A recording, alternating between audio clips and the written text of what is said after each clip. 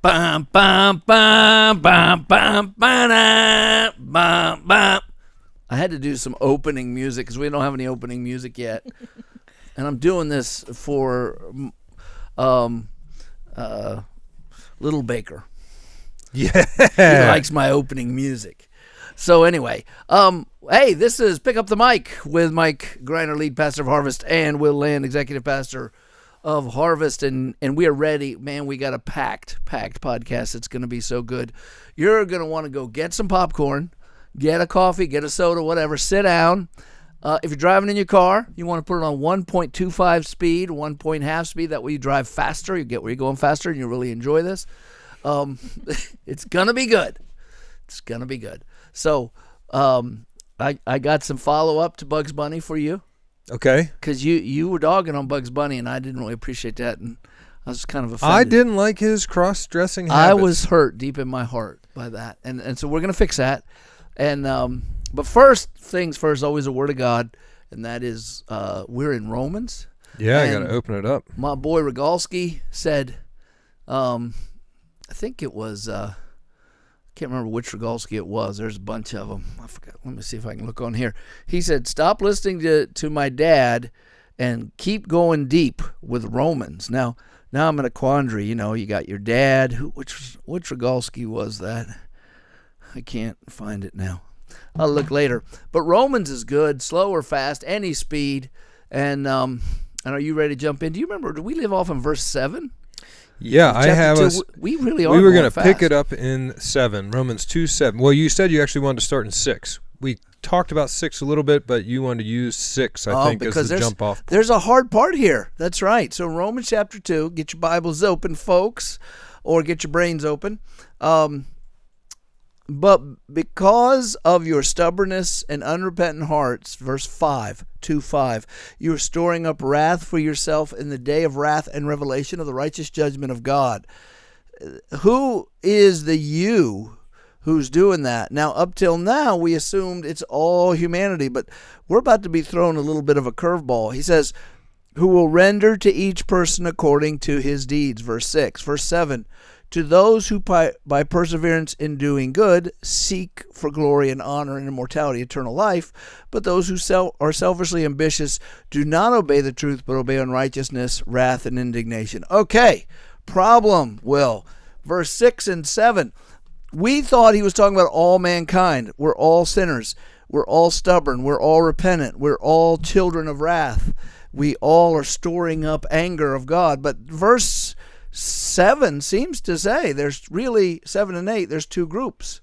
There's those who are, because they persevere in doing good and they want glory and honor and immortality, they get eternal life. But the selfishly ambitious who don't obey the truth and unrighteous, they go to hell. So how come? Are there two sorts of people?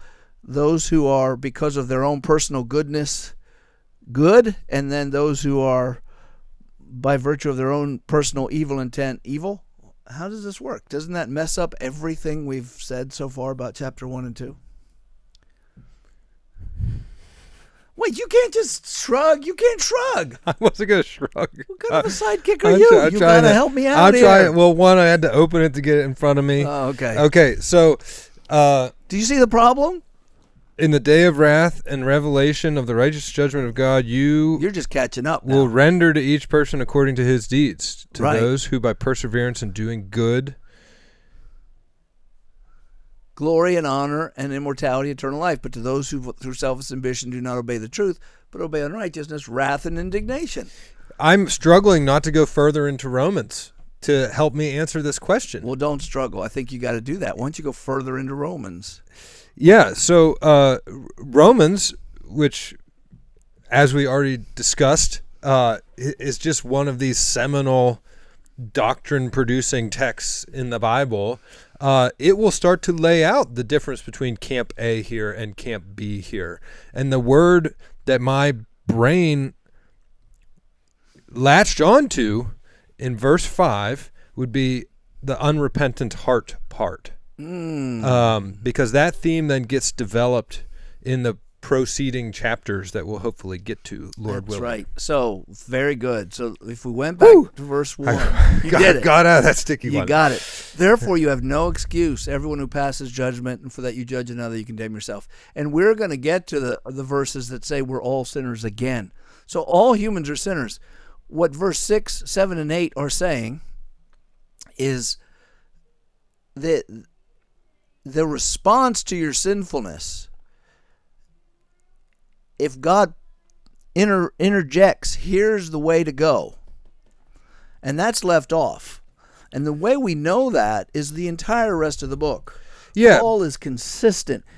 Go ahead. Because of the qualifier here is because, so the cause that then produces the effect will be your stubbornness and your unrepentant heart. And so the repentant heart, the change that takes place when you're made a new man in Christ, then motivates you when seeing your sinfulness, wants you to seek for the glory and honor and immortality that's in Christ and in doing good on his behalf. That's the change that occurs in you when you become the new man. So Paul is, first he's writing to a group of people who are Christians, and his expectation is they've already been saved, and then the one who's saved will persevere in doing good.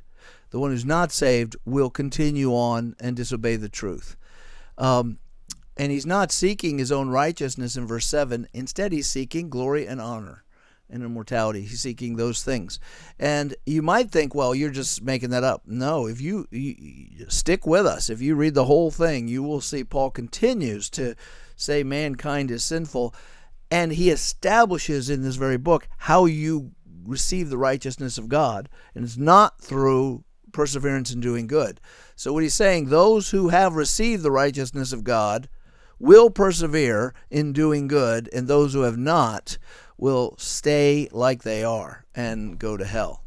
Yeah, and so his themes go together, unless he's contradicting himself, unless he himself doesn't know his own words, but I don't think that makes sense. Well, right, and we have to remind ourselves that our argument here is that the big verse in Romans 1:16 that we talked about, I think 3 episodes ago, the verse that changed Martin Luther's life and therefore God used to spark the whole Protestant Reformation, is in the gospel, the righteousness of God is revealed, right? And by faith. By faith, to faith. The just shall live by faith. Yes. 1:17. And then we're now going into the mechanics of how that works for many chapters. Right. That's exactly right. So that's exactly right. Verse 1:16 and 1:17 really this is an explanation of that. And for many more chapters than just 2. Yes. So we're going to just move on, maybe quickly, but no need for a word study, except for I would like to say this. It's hard not to. What was that thing? There's a meme going around. I had no idea that a couple of shorts that you must have made these, Sunshine, and good job. People are. Someone came up to me and said, "Where did you get the big candy cane?" I'm like, "What the heck's he talking about?" I had no idea what he was talking about. But I'm not on Instagram and stuff, so I often don't see these things. And then I saw it on. I went and looked for it because someone said it's on social media. Last night they told me, so I went and found it. But then there's also one where I'm being made fun of. I think it's by 2 ladies and you. I think it's the best. You were behind it, I'm sure. I think it's the best tagline of our show. You say ever. I talk too much. Okay. You say I just want to talk a little bit more. That should be the name of the podcast. Yes. I literally laughed every single time I watched that video. Thank you. It has over 3,000 views on YouTube. We don't have anything with 3,000 views on YouTube. For goodness sake. If you can't laugh at yourself, it's a sad, sad world. Well, an awful lot of people can laugh at me for me. I don't even need to do it. But no, you're right. You have to do it. And I actually don't mind. But anyway, verse 7, those who by perseverance in doing good, the idea of the perseverance of the saints, the idea that if you're saved, born again, you will make it to the end. Perseverance means you will make it to the end, and you will try to make it to the end. And God's Spirit will keep you and get you there. So there's a quality of the born-again life. If you say you're born again, but you don't try to run with God, you probably don't have his life in you. And if you stay selfishly ambitious and don't obey the truth, you probably don't have his life in you. And I'm trying to find it here, but the seeking of glory, much later in Romans, it develops that even further in that in seeking the glorification of Christ, you also then are glorifying yourselves, because if he raised Christ, then how much more will he give us all things freely in Christ? It's in Christ's glorification and in his resurrection, you can connect his glorification with his resurrection. That's where he's glorified, is where we also derive our glory from. So if you want to seek your own glory, you have to seek to glorify Christ. And then you get his glory. And then you get his glory. It's developed. It's very much teamwork. It's teamwork. Your own. It's funny.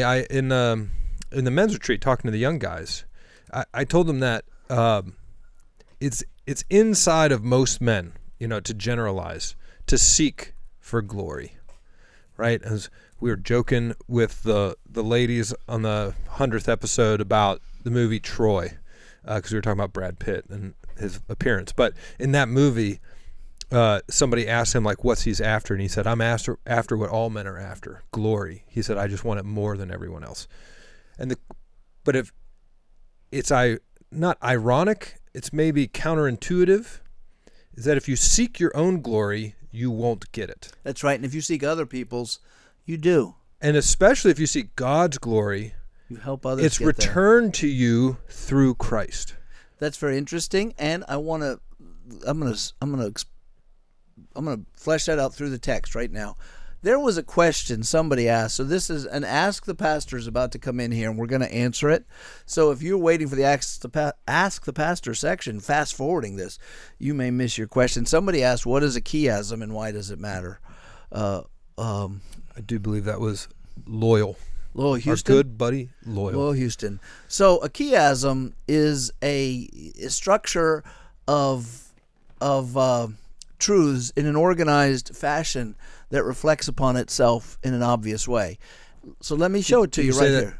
In layman's terms, I've always understood it to just be a sandwich. Sandwich is exactly right. Bread, the meat's in the middle, and then it repeats the bread again. And yes. So the meat, the middle part is what you're supposed to focus on. So if you got bread. I'm trying to be more like Christina. Let's say you got bread, and you know what I like? I like mayonnaise.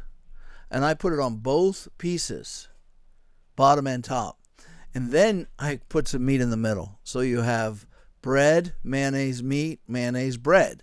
So if you made the bread A, called it A, called the mayonnaise B, you could call the meat C. And so then you'd have bread A, mayonnaise B, meat C, mayonnaise B, bread A. So you have A, B, C, B, A. But sometimes I like two kinds of meat. So I could have A, B, C, C, B, A. Right? And so it's that kind of a pattern. So I'm going to show it to you because it's right here staring us in the face right here. So if you look at 7, those who by perseverance in doing good seek glory and honor. But verse 8, those who selfishly ambitious do not obey the truth, but obey unrighteousness, wrath, and indignation. Now watch this. Verse 9 is the same as verse 8 with just a little bit different information. Right? So, verse 9 is there will be tribulation and distress for every soul of man who does evil, of the Jew first and also for the Greek. Now if you go back to 8, those who are selfishly ambitious do not obey the truth, unrighteousness, and indignation. So wrath and indignation. Yes, we're at the center of our sandwich here. 8 and 9 are going to either be a B, a C, they could be a D. All right? 8 and 9 are very much the same. You have a group of people in 8 who are selfish, and then in 9 you have a group of people who are do evil. In 8 they get wrath and indignation, and 9, they get tribulation and distress. So obviously the same group of people having the same experience. Then you go before 8, if that's the center, then 7 should match 10. 10. And 7 says, to those who persevere by doing good, seek for glory and honor and immortality, eternal life. And 10 says, but glory, honor, and peace to everyone who does good. So again, you have people who persevere in doing good, seek glory and honor. In verse 10, they receive glory and honor, and they do good. And then we have, again, to the Jew first and also to the Greek, which is not really in the chiasm. It's added. But I think, so let's say right now we have the meat as B, 8 and 9, 7 and 10 are A. A, B, B, A. But I really think 8 and 9 are C. And if you go backwards one more. Who will render to each according to his deeds? God renders each according to his deeds. Why? Because it's the same as 11. 11, there's no partiality with God. He has no special treatment. So now we have 6 is A, 7 is B, 8 and 9 are C. So it's A, B, C, C, B, A. Yeah, I see it. I see it. And it's not accidental. Paul has to do that on purpose. Well, the Holy Spirit has to do it on purpose, and Paul says, "Wait, I look brilliant." No, he has to. How do you do that by accident? You don't. And so it shows the intentional thought pattern, and so the value of a chiasm is, if you don't realize it's there, you won't. You could. It's making every statement important, and it's showing you their links. But if you don't see the chiasm, you're going to think it's linear, and the story somehow changed by verse 11. It doesn't change by verse 11. It's the same. What also sometimes makes you feel like Paul's redundant. Oh, did he not know? He kind of said the same thing up above. Yeah. But it's like a natural way of almost using a highlighter. Yes, and that's right. And also you can verse 6 can be informed by verse 11, and verse 11 can be informed by verse 6. And verse 7, where you were talking about glory and honor, just jump to 10, which is the corresponding one, and we see that glory and honor and peace are rewards. In verse 7, they seek for glory and honor and immortality, and in 10, those seem to be the rewards. So they get what they're looking for, and those two correspond. So they will speak. They will reflect on each other's meaning. So that's kind of cool that that's all just laid out there.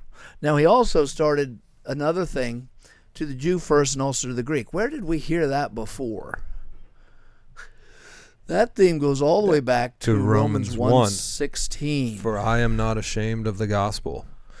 For it is the power of God to salvation to all who believe, to the Jew first and also to the Greek. So since you know that is in our starting summarizing 2 verses, 16 and 17, we shouldn't be shocked that now he's starting to weave it in. And he is starting to weave it in right here in verse 9. He said, you'll go to hell if you're a Jew or a Greek. God will send either one. But then he says, you'll go to heaven if you're a Jew or a Greek. So your pedigree, religious pedigree, won't get you to heaven, and it won't keep you out of hell. And it won't keep you out of heaven either. So you could be born worshiping Apollo and end up worshiping Christ and go to heaven. You could be born into a nice Jewish family and go straight to hell. It doesn't matter. And now he's going to turn. Because there is no partiality with God. That's right. And now he's going to turn and establish this. That's the next subject he's turning to. Starting in verse 12, he's going to try to make a strong argument that Jews and Gentiles are both guilty. He doesn't go to make them both saved. He goes back to his original idea about making us all guilty. So you ready? I'm ready. So verse 12. All have sinned without the law, will perish without the law. So who sins without the capital L law? Because everyone has laws in their society. What's Greeks. the capital L law? 10 Commandments. Yeah, and all of the books of Moses. Let's say Yes. all the books of Moses. You can sin. Now, isn't sin breaking the law? It What if in you don't part, have in what, part. What if you don't have the law? Yeah, that's a good way to say it, in part. Yes, but it's also more than that. That's what Paul is saying.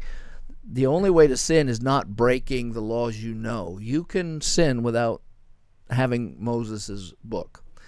And if you do sin without obeying Moses, you'll perish without the law. But all who sin under the law will be judged by the law. That seems to be a worse standard. Well, yeah. So, can I want to go on a rabbit trail for a little bit. I got to read Neil Gorsuch's book. He's one of our newest. I mean, you got to. Sounds like a punishment. No, it's really good. I actually would commend it to anyone. He's one of our new Supreme Court justices, one of the good ones, I think. And he does this nice introductory treatise on like how the law is supposed to function. And one of the most important parts of living in a society where the law is supposed to be supreme, and that does not mean it has to be a democracy. Like one of my favorite lines in the C.S. Lewis book is in The Boy and His Horse, where the king says, I can't give up my kingship any more than one of my subjects can break the law, for the king is under the law, for it's the law that makes him king. Mm-hmm. So it doesn't really have to deal with form of government. It's just like the supremacy of the law, that the law is over all men, is that you have to have a clear understanding of what the rules are. That makes a level playing field. And so Neil Gorsuch in this book talks about sometimes legislatures make bad laws that then can get thrown out in the courts because like a citizen can only be held to account if the law is understandable and he has a place to read it. Like you gotta. Well, wait a minute. How can you have a bad law? Oh, because they write it in a very vague way, or a way that's not clear to say this is legal and this is illegal. So you're saying it could be bad in that it's not clear. It's not clear. Bad is in function, not morality. Not morality. Okay. Like a dysfunctional law. Okay. And so there's this. This comes out of, I think, this sort of Christian lineage, that having a clear, easy to understand, thou shall and thou shall not, then makes you even more guilty when you disobey it. So, like it's right there. You know the rules of the game. They've been given to you very clearly by the Lord of the universe. Oh, you can't feign ignorance. I'm having a frustrating moment. Okay. Because what you're saying is going to fit with what I want to talk about later, but it fits at such an esoteric level that I don't want to leave people in the audience behind by not connecting everything. So the question of what is right and wrong has been answered by our secular society as either what we would call utilitarianism or pragmatism or personal autonomy, and it leans towards the personal autonomy. By that I mean this: utilitarianism, this is what's most effective to get done whatever it is we want to get done. Pragmatism, whatever works is right. Self-autonomous autonomy of the self is, if I can be comfortable doing this and I can eat and drink and live, then there's nothing wrong with me doing it, and I'll let you do what you want and you eat and drink and live. It's not rooted in Christianity. The idea is, as long as it doesn't harm anybody else, I should be free to do it. Right. Which leaves out God's morality. Yeah, and you, all three are wrong. But that doesn't mean they're completely wrong. Here we're going to quote, we have to, Lewis is our official theologian, I think, because Lewis says that not all religions are not all wrong. He says they're wrong like a math equation. Many things working out the equation can be correct, but in the end you hit the wrong sum. And utilitarianism has its place, right? If this is effective to get this done, if things need to be done that are good to do, then that actually is a good thing. And so does pragmatism too, for the same reason. What is practical is good, but that's only providing what you're doing is good. And and same with the autonomy of the self, the idea of respecting people's space. Those are all good ideas. The problem is they depend on the mind of the person. And so they take the location of righteousness and they stick it in a human mind, to which the critic of us would say, that's where everything comes from, only humans. You can't see God. True. What we're saying, though, is God revealed himself through Moses. What if God can speak? What if God can talk? What if we're like him because instead of him like us? And so the American way was made way because of a Christian worldview on knowledge. Now, it was competing with an enlightenment or humanistic worldview of knowledge, to be sure.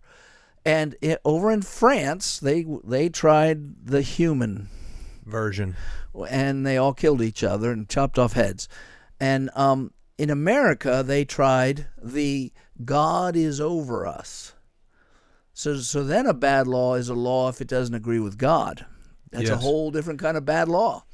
And which would be why in most of the courthouses, even in your county, there's like the 10 Commandments inscribed in stone somewhere. So let's bring this down to the practical. The Greek, the Latin. I don't know Latin, so I throw it around with an apology. Yeah, I pretend. Well, sometimes I'll learn it. You can learn a few phrases, but then you say it. People think, well, maybe he knows Latin. I don't. Right. Rex lex versus lex rex. Yes. Right? Rex is king. And lex is law. King is law. So the king is over the law, or lex rex. Law is over the king. Now, believe it or not, rex lex is the human way. The king is the law. Whatever the chief says goes. If the emperor declares it to be good, it's good. It's good. That's right. And if the king says it's so, it's so. And God put the king there for a reason. And that is communism, right? That is Imperial Japan, Imperial China. It is the way humans want to operate. Is we make up what's right, and if I'm in charge. But Lex Rex says, no, the law is over the king. But what law? Here's where America's divide is. We want to say the law we make up. Yeah, the law by 51% vote we get to decide. Yes, and so we say abortion is legal. Well, that's a bad law. It's an immoral law. Say no, 70% of people agree with it. Yeah, well, they're wrong. They're wrong. But the United States, the Bill of Rights was an idea based on the laws of God. And the way you can figure out what is a right is very simple. First, if anyone has to give it to you, it's not a right. It's not a right. They can take it away from you. And if any other person has less of it because you have more of it, it's not a right. Yes, that's right. So people say health care is a right. It's not a right. You say everyone has a right to a dignified, clean home. No right. Because someone has to build that home and give it to you. And to force someone to give you health care means you've taken away that person's rights, even if it's a collective, like the government. You don't have a right. We have what we call entitlements, which means rights. You don't have a right to welfare. You don't have a right to disability. You don't have a right to anything like that. Because they enslave someone else. Yes. So we say you have a right to life, liberty, property, and all those things. Again, we're getting far afield, but the central question is who determines what's right and wrong. Now, to pull this all right back here, Paul is saying you instinctively know some things are right and wrong.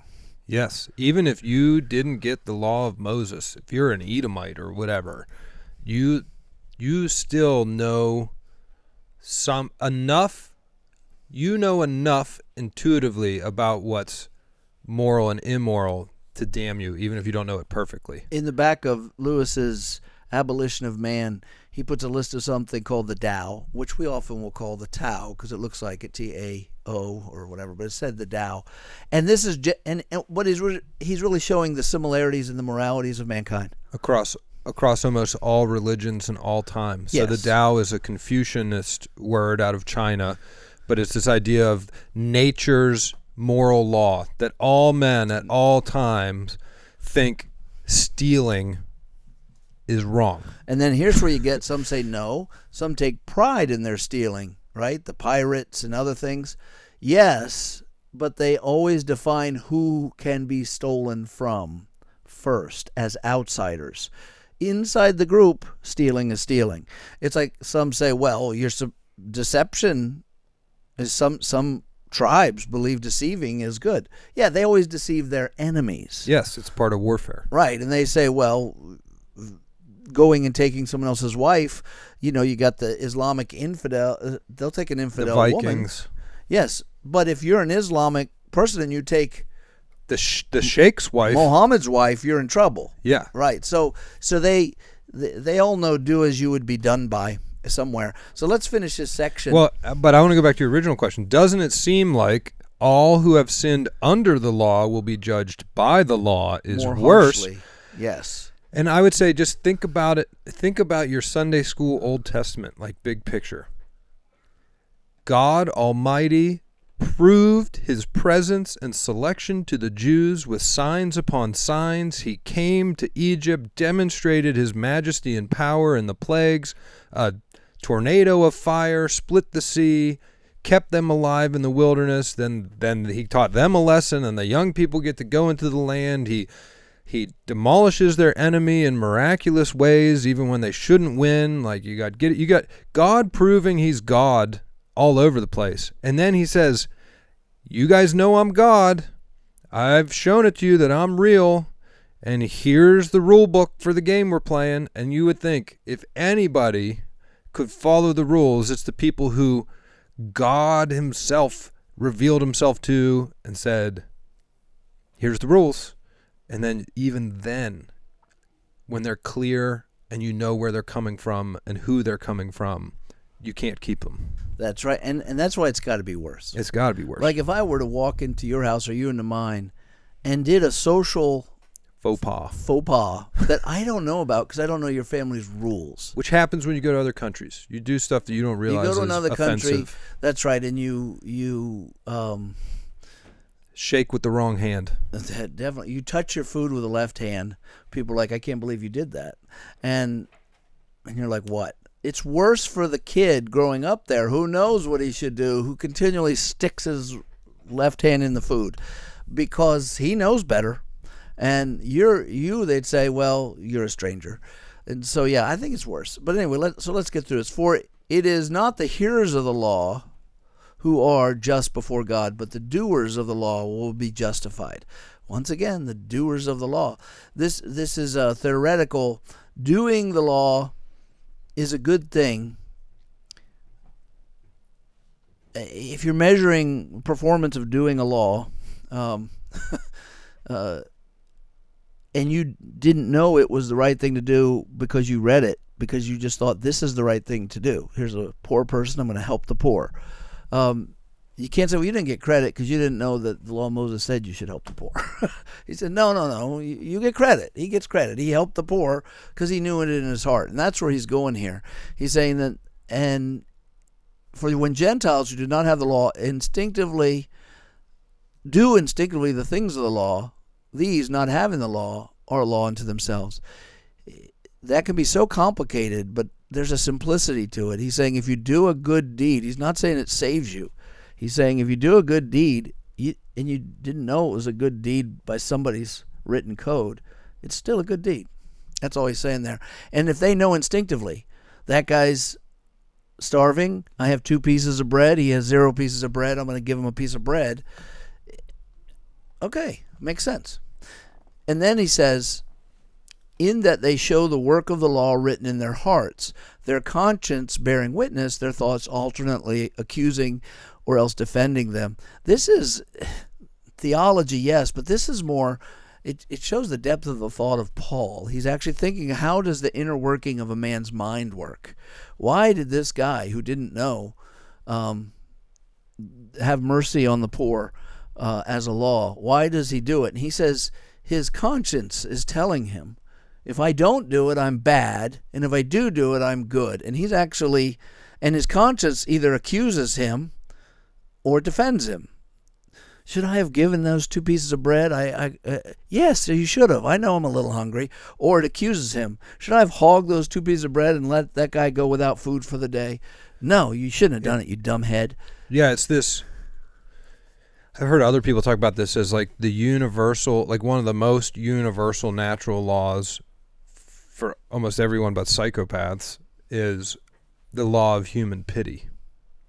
Like no one's, even the smallest children, when they see another child hurting and crying, instinctively want to help them. Like there's this sympathy, I think is another word you could use. Right. Like the feeling with the other person and then wanting them to not feel bad because you know what it feels like to feel bad requires no law. It's in your conscience. But notice that Paul thinks about these things. Yeah. Who thinks about these things? So Paul is, he's actually saying, I've thought about how this dynamic works. That kid saw the other crying kid, and his conscience told him, don't pick on him. Maybe even other kids were coming to pick on the crying kid, and he might have said, stop it. Why? Because his conscience is bearing witness whether or not he's doing the right thing. That's a very astute observation for a first century philosopher, a theologian. I mean, it shows a depth of thought in him. And he said, and their conscience will either accuse or defend them on the day. According to my gospel, we'll get back to that in a minute, God will judge the secrets through Christ Jesus. So on 16 points to a much bigger story, and that is that Jesus is the judge of all mankind, and so is God. And he sees all things, and he judges by a different standard than man. And if I could summarize this... And that's part of the good news. I want you to go with... That was the third part. And it's part of the good news. Good news isn't just salvation. It also means judgment. Keep going. Well, unless we get lost in this whole 12 through 16 and all the rabbit trails we went down, the thing that's jumping out in my mind is this exactly the same topic that we've used for evangelism in the past, what you've brought up. Any human, atheist or otherwise, has some standard of good and bad in their own head, and they haven't lived up to their own standard. That's right. That is really it. It does. You've talked about here on the podcast before, and I think even from the pulpit before, that asking any person on the planet to define sin, even if they don't speak English, you explain what sin is. They'll get it right. They'll get it. It's doing bad things. And right. then they'll say, okay, well, however you define bad, have you done any of those bad things? And they'll say yes. So no human ever has lived up to their own standard. That's right. And I think that's what you see happening here is on the day, right, God will judge the secrets of men through Christ Jesus. It means even if you were never given a law, you developed, whether how close it was to perfect alignment with God's law or not, you developed some law in your brain and then didn't keep your own law. That's right. Right? We're all hypocrites and we're all sinners, even by our own standards. So the summation of what we covered today is there will be a judgment day, and whether you're a Jew and have the law, or a Gentile and don't, it's the same God and the same standard. To the Jew thinks he has great advantages for being a Jew, and when he does, but not when it comes to judgment. Yeah, it might even be worse. Yeah, and that's his point. All right, I think we got to stop there. My brain is full from that, and it's full of other things that we got to cover. So that was a good section. That was a good section. They're all good, right? We went down a rabbit trail. Hopefully we went the right speed, that my dad liked it and Rogalski liked it. That's what I'm hoping for. We even got Christian nationalism in there. That's it. Well, no, we actually have a question about Christian nationalism. Oh, no. But I'm not going to deal with that today. But we are going to deal with Bugs Bunny because you kind of threw shade on Bugs. You said he was a cross-dresser, but I think he does. Well, at least I'm gonna put forth an idea to you. Let's call it a hypothesis, that the way he cross-dressed was to defeat his enemies because he lived in a context where everyone knew that cross-dressing was ridiculous and that the idea of a man kissing a man is repulsive. That was the whole gag. If a man kisses a man, so it was actually a very homophobic move for him, homophobic in inverted quotes, of course. A homophobic move. I don't think it's homophobic. I think it's normal for a man to go, yuck. We've discussed that. But he wasn't being a homo. He was being a homophobic. And I got some proof. I found through many years of study and also just a quick YouTube query, the very first time he cross-dressed, and then a compendium of a few other times. So Sunshine has got it all queued up, and she's ready to show you a different side. I get what you're saying is that if it was in the affirmative of cross-dressing, it wouldn't have even been funny. And he was going against his enemies who wanted to kill him. They all wanted to kill him. This killed a wabbit. And he is like, oh, yeah? And watch. He takes their animal male instinct to their toxic masculinity to hoot and holler, and he works it against them. Go ahead, hit it. Hit it whenever you're ready. So this is very old Bugs. I love this one. Look how old he is. I mean, that's primitive Bugs. But even primitive Bugs cross-dress. Now he's going to cross-dress as a dog. Look at that. Woo! There he goes.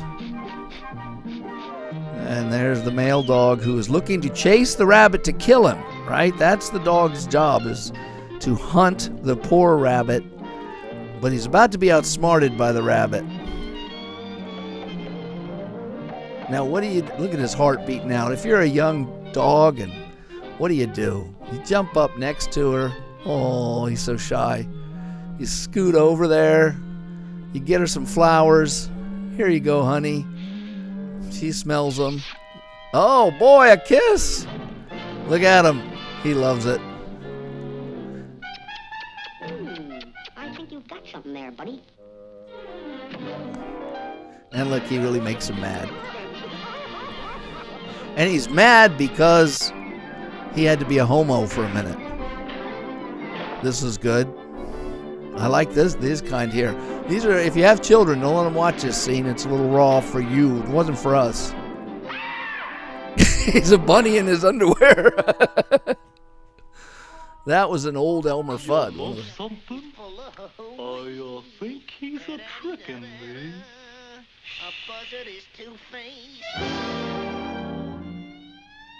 You naughty, naughty boy. Oh, no, no. No. This looks like a job for Super Rabbit.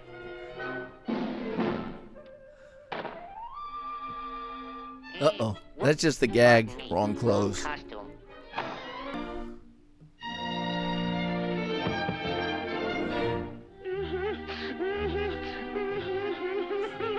Listen to that classical music that you like.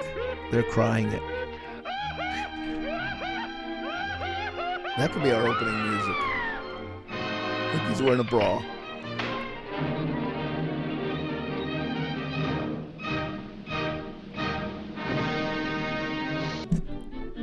Shall we give it to him, folks? Yeah! Let's get Now we can stop now. I'm still not sold. He is. Maybe it's just the era I grew up in. He's not doing it to entertain. He does it to defeat his enemies. You know, if you're a bunny, you have so few weapons. If you could dress up like a beautiful dog and you know, Distract. It's like diversion, distraction. and then he attacks. He wins. He always wins. He's violent.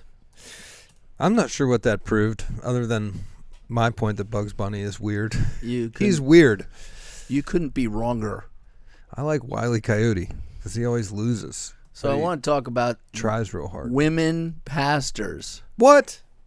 What a transition from Oh wow! I didn't from get it. Femi bunnies to women pastors. Femi pastors. What is this? Did I get another answer from him? What is this? I don't know.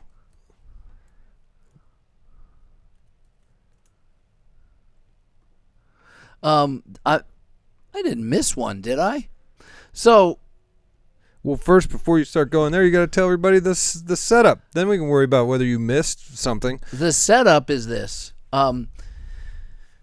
There's an endemic. Is that the right word? It's an endemic problem in the American church right now. Actually, he sent me another email, and I didn't even know what it said.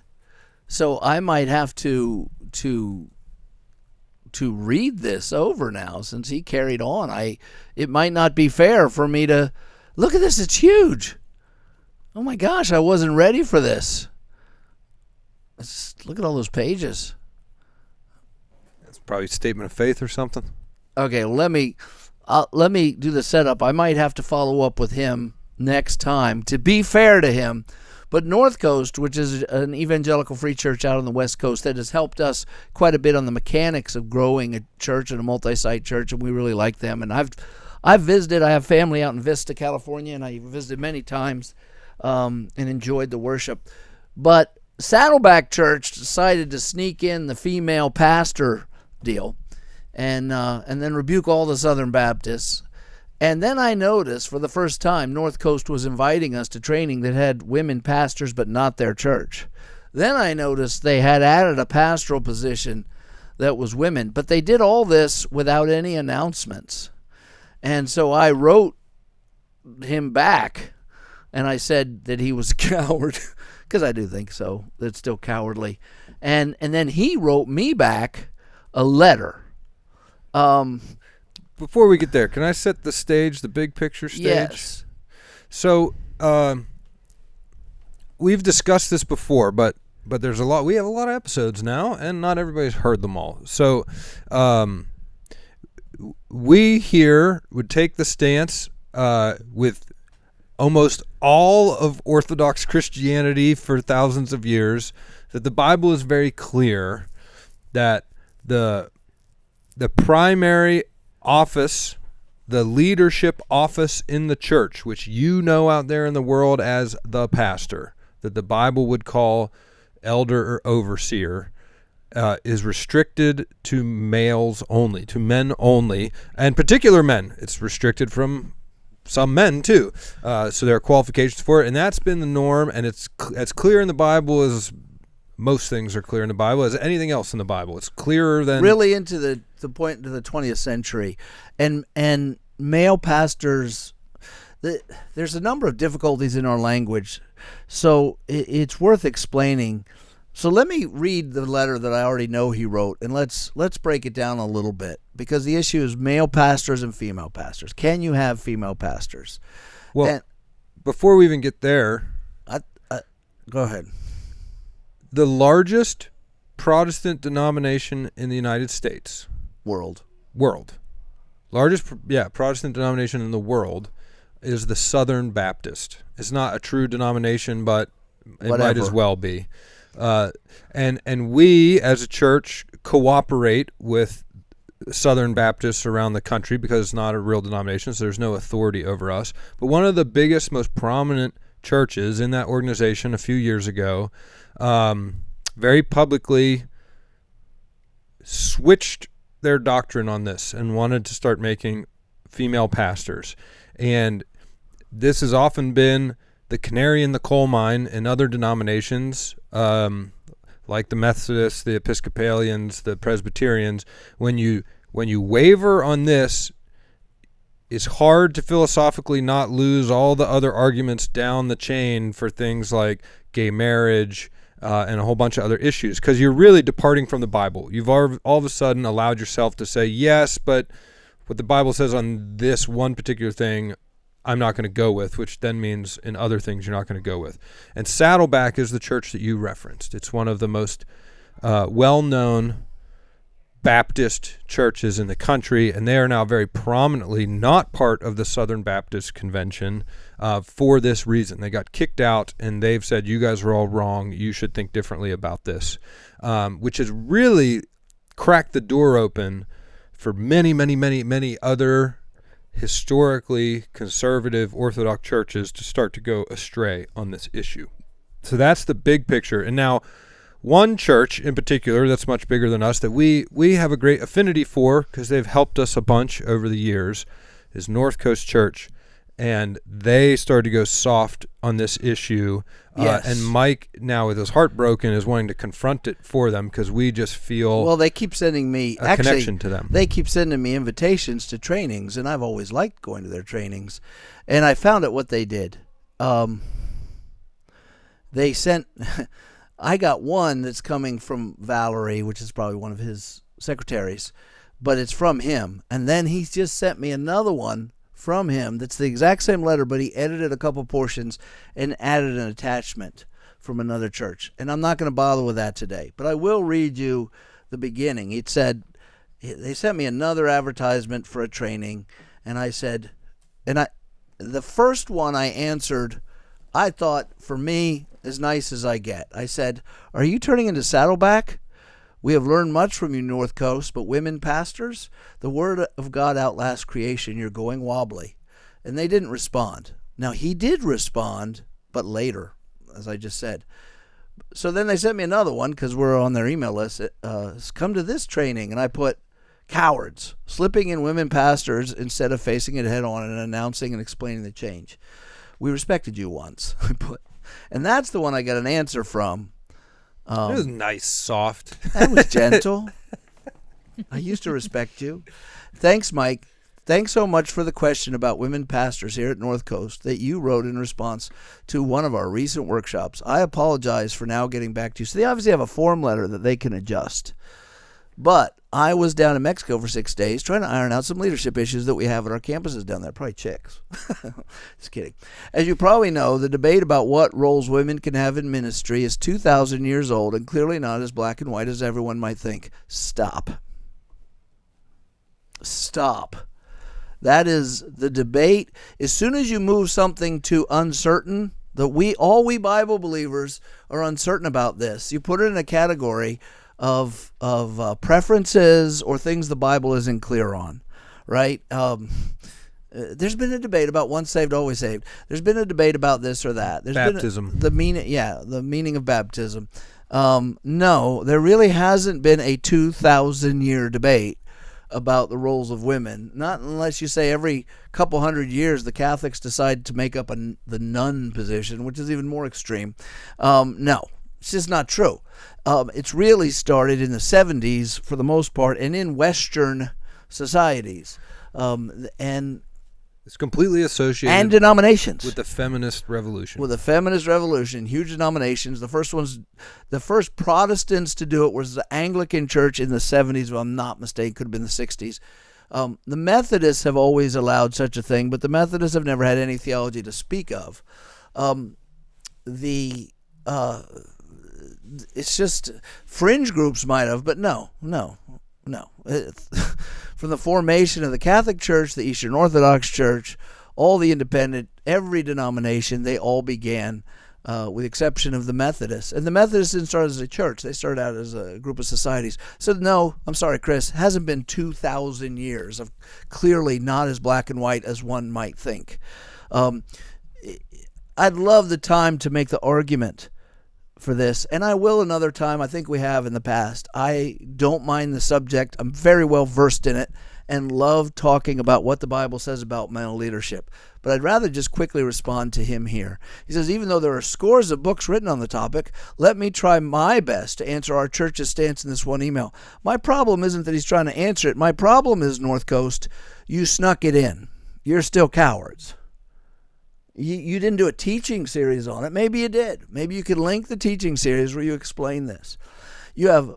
Once you're already have thousands and thousands of people, you're a suburbanite California church. If there's nothing right now in our modern day, I think the weakest theological people in the world, in Christendom, are evangelical white people, because they don't want to fight anything that might disturb too much. And so it's very easy and trendy to just start sneaking in the women pastors, especially if Saddleback is just a few miles north of you, which it is.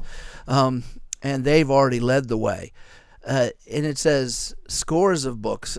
Anyway, the New Testament gave guidelines for how home churches should be run. And now today we are trying to apply that to mega churches like ours that employs over 600 people.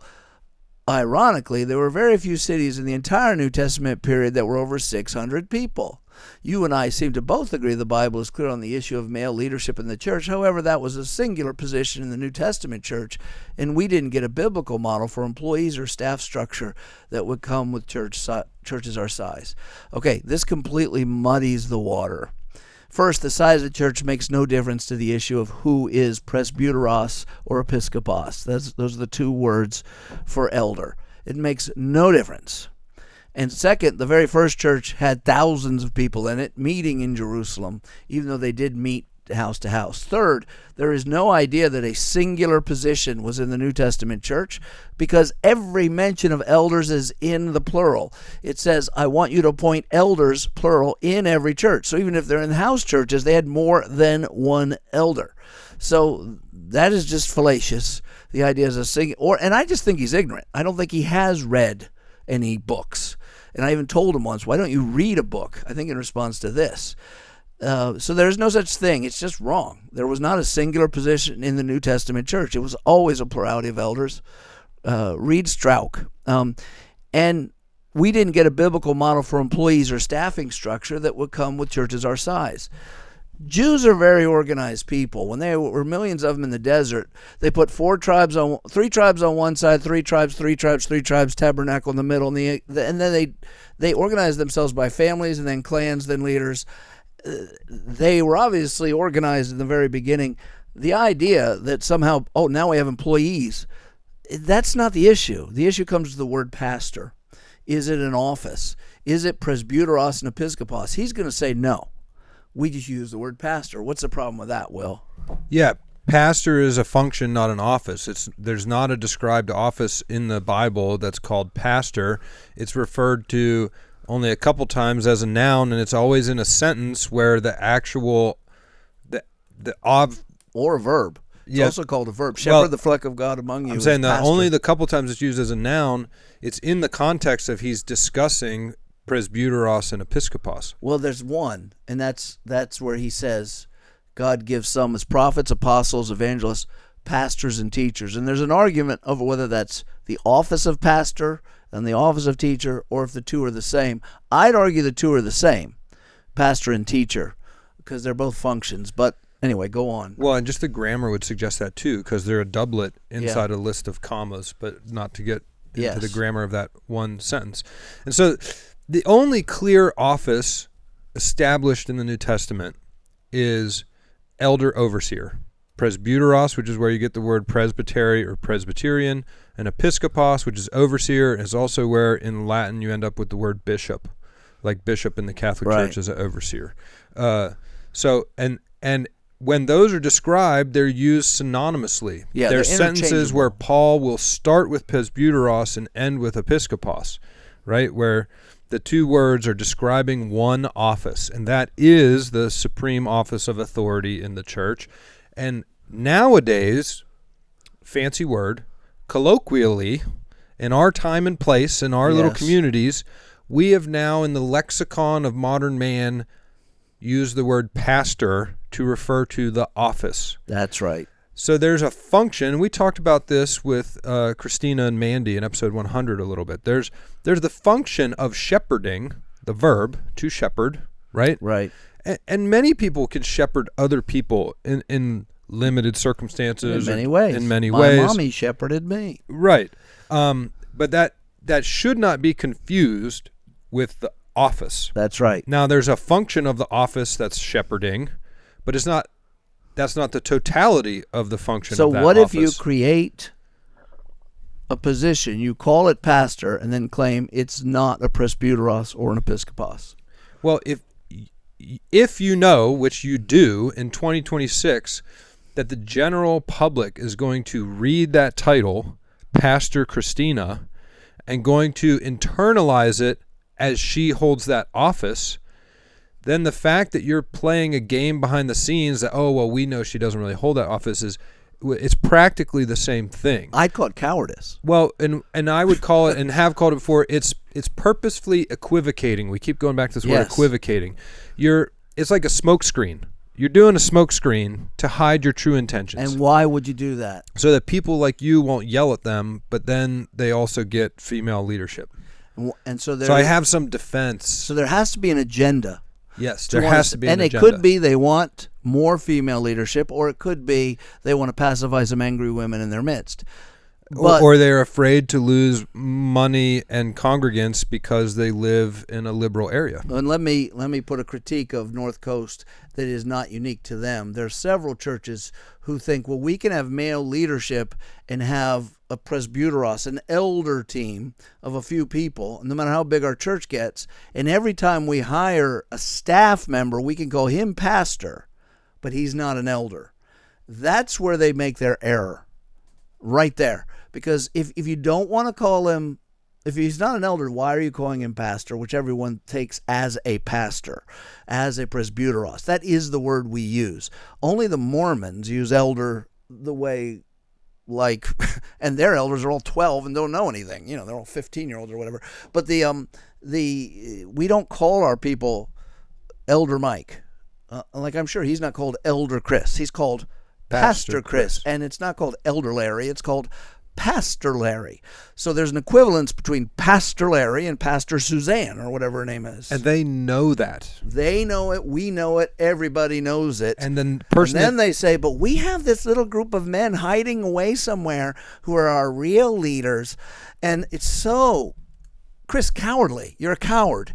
And then, because then you say these people are our pastors. Tell the truth. If your staff is not presbyteros, if they're not elders, stop calling them pastors, because you are equivocating. You're confusing everybody.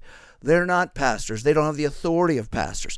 And you might say, well, we'd have too many pastors. Work it out. We have 30-something elders in our church. And I think Piper had 90-something elders in his church. They didn't have any problem calling anyone a pastor who was a vocational elder, and people understood that. So you got equivocation here, but you also have bad history. Once you're popular in the white middle class, wealthy areas, and you have a nice modern church, then people don't care if you have theology. He has no theology. He doesn't even know that there wasn't a singular position in the New Testament church. He doesn't have to study. No one's going to call him to the carpet, and he doesn't care.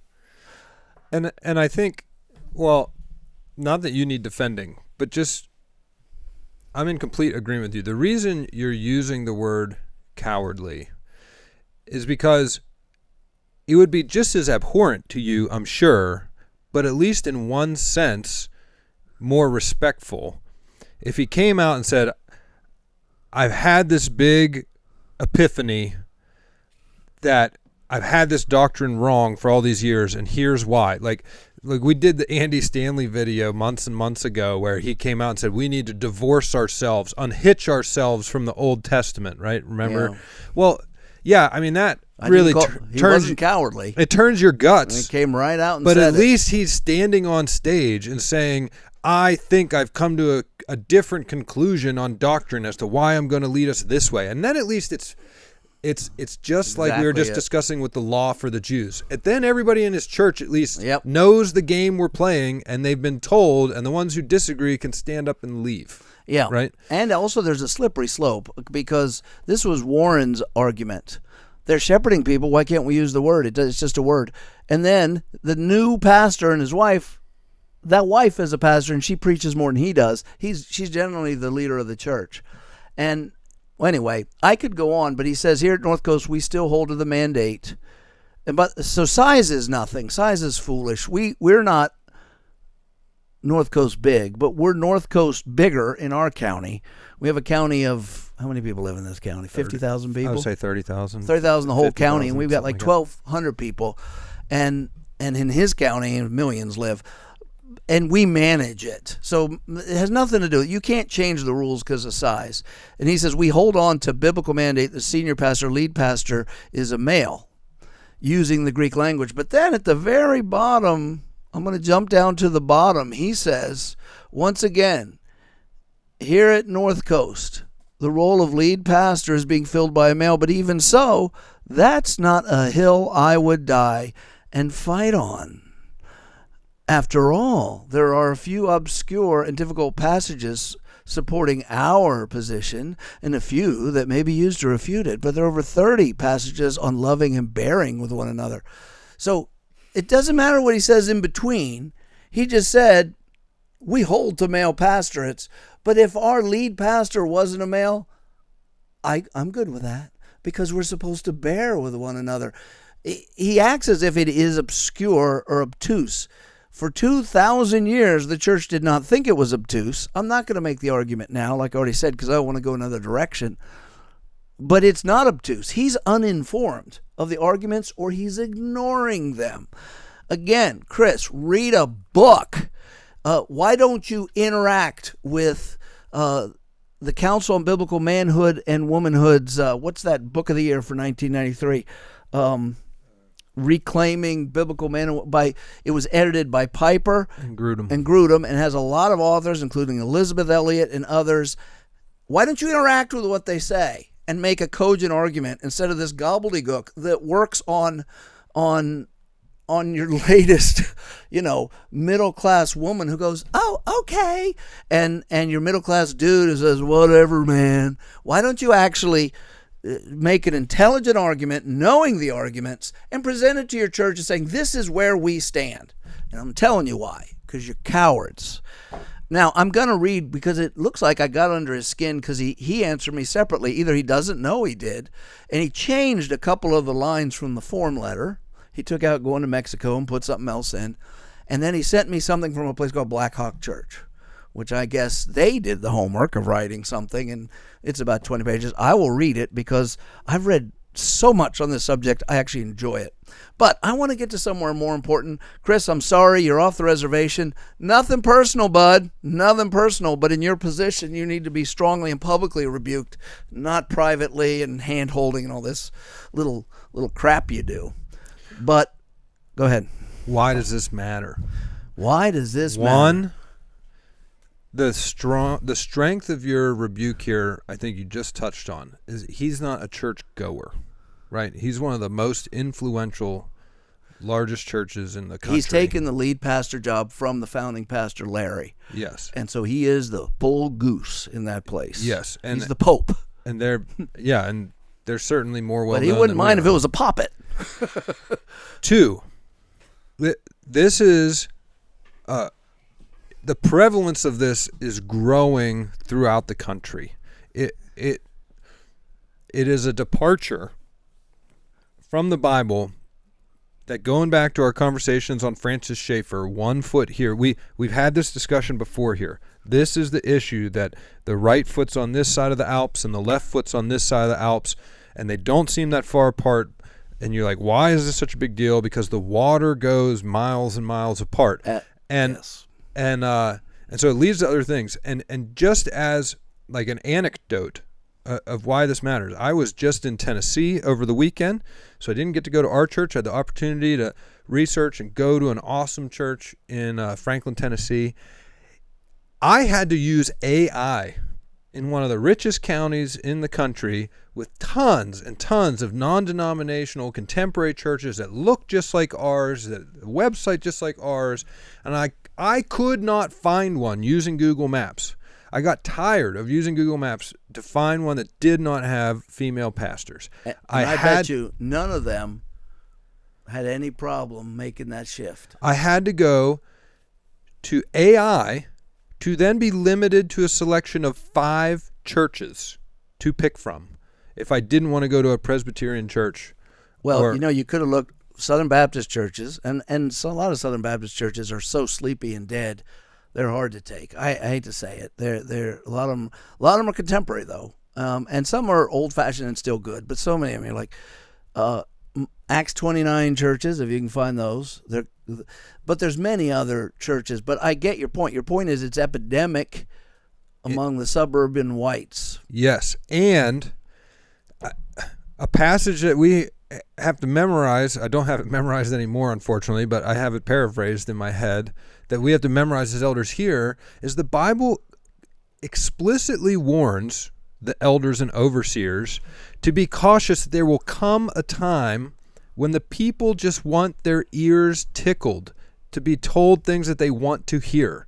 And this just screams to me like one of those. Like, we are in a time and age where it's just anathema. It's against the spirit of the age to say that women can't hold the same roles as men. It's sexist. It's against the law in every other context except religion.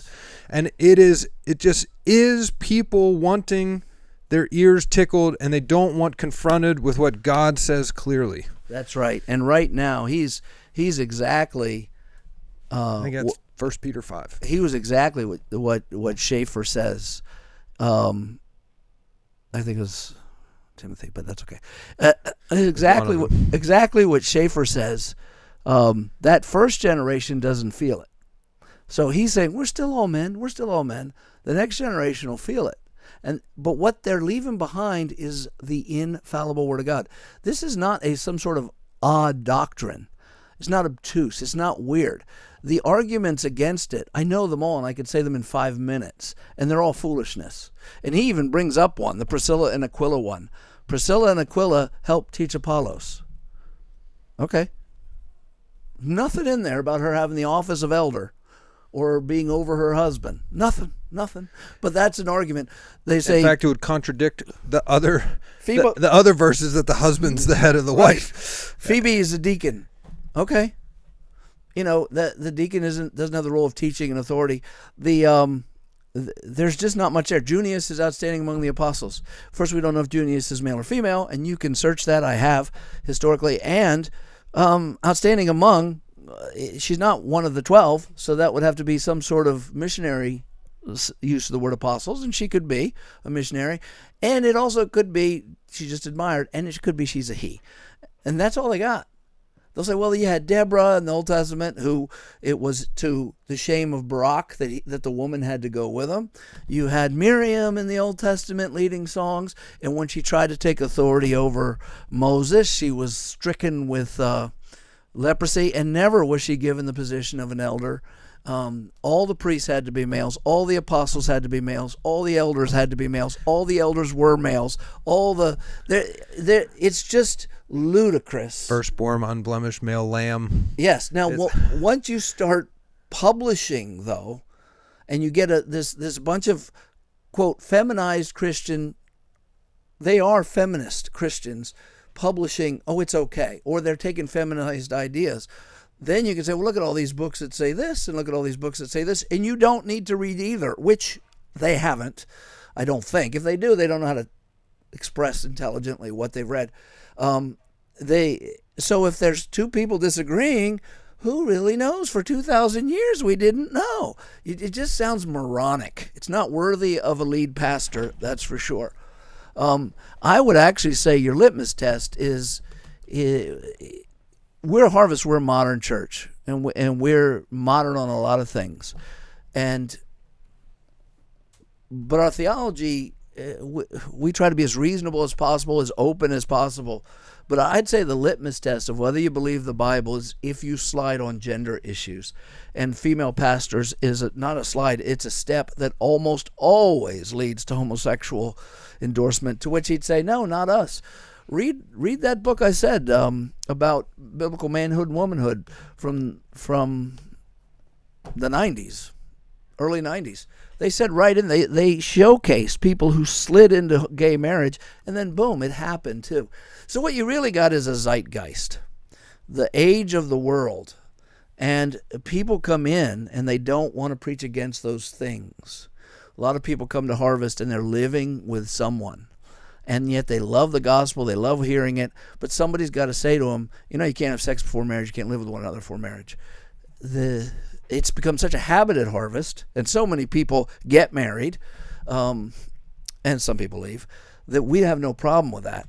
But at first, to establish it, you had to start saying, we're going to confront this. And the easier thing to do was just ignore it and wait for the Holy Spirit to tell them, and that's not good.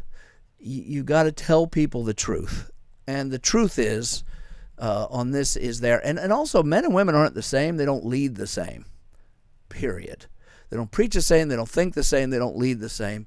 And in the church and in the home, God said men are supposed to be in charge. Go ahead. Have you seen that guy on YouTube recently? Recognize I his face? actually started listening to his podcast. He's kind of good, right? They must be blasting him everywhere if we both hooked up to that Well, guy. a lot of us are getting him, and I like him. Seems good. Do you know what he did 2 weeks ago? He's got a really big church in He Texas. had a sex change operation. No. Actually, no, I know what he did. He did what you're talking about. He felt compelled that too many people in his church were just comfortable cohabitating. Yep. And he did a sermon, I think, series on just blasting like God's design for sex. And then they had on the last weekend, a bunch of people got convicted, and they did a mass wedding of 52 couples at one time. Yep, in the I saw church. that. Oh, I saw that too. Yeah. And I was That's really happy crazy. because they were all living together. They were all living together. Yeah, and I appreciated that. Josh Howerton is his and name. he's probably in a more wealthy suburban area. Yeah, but he's in Texas. That helps. But still, it takes more courage. Like, I'll admit, where we live, It's still risk, but people there's still risk. don't like you. People still don't like me.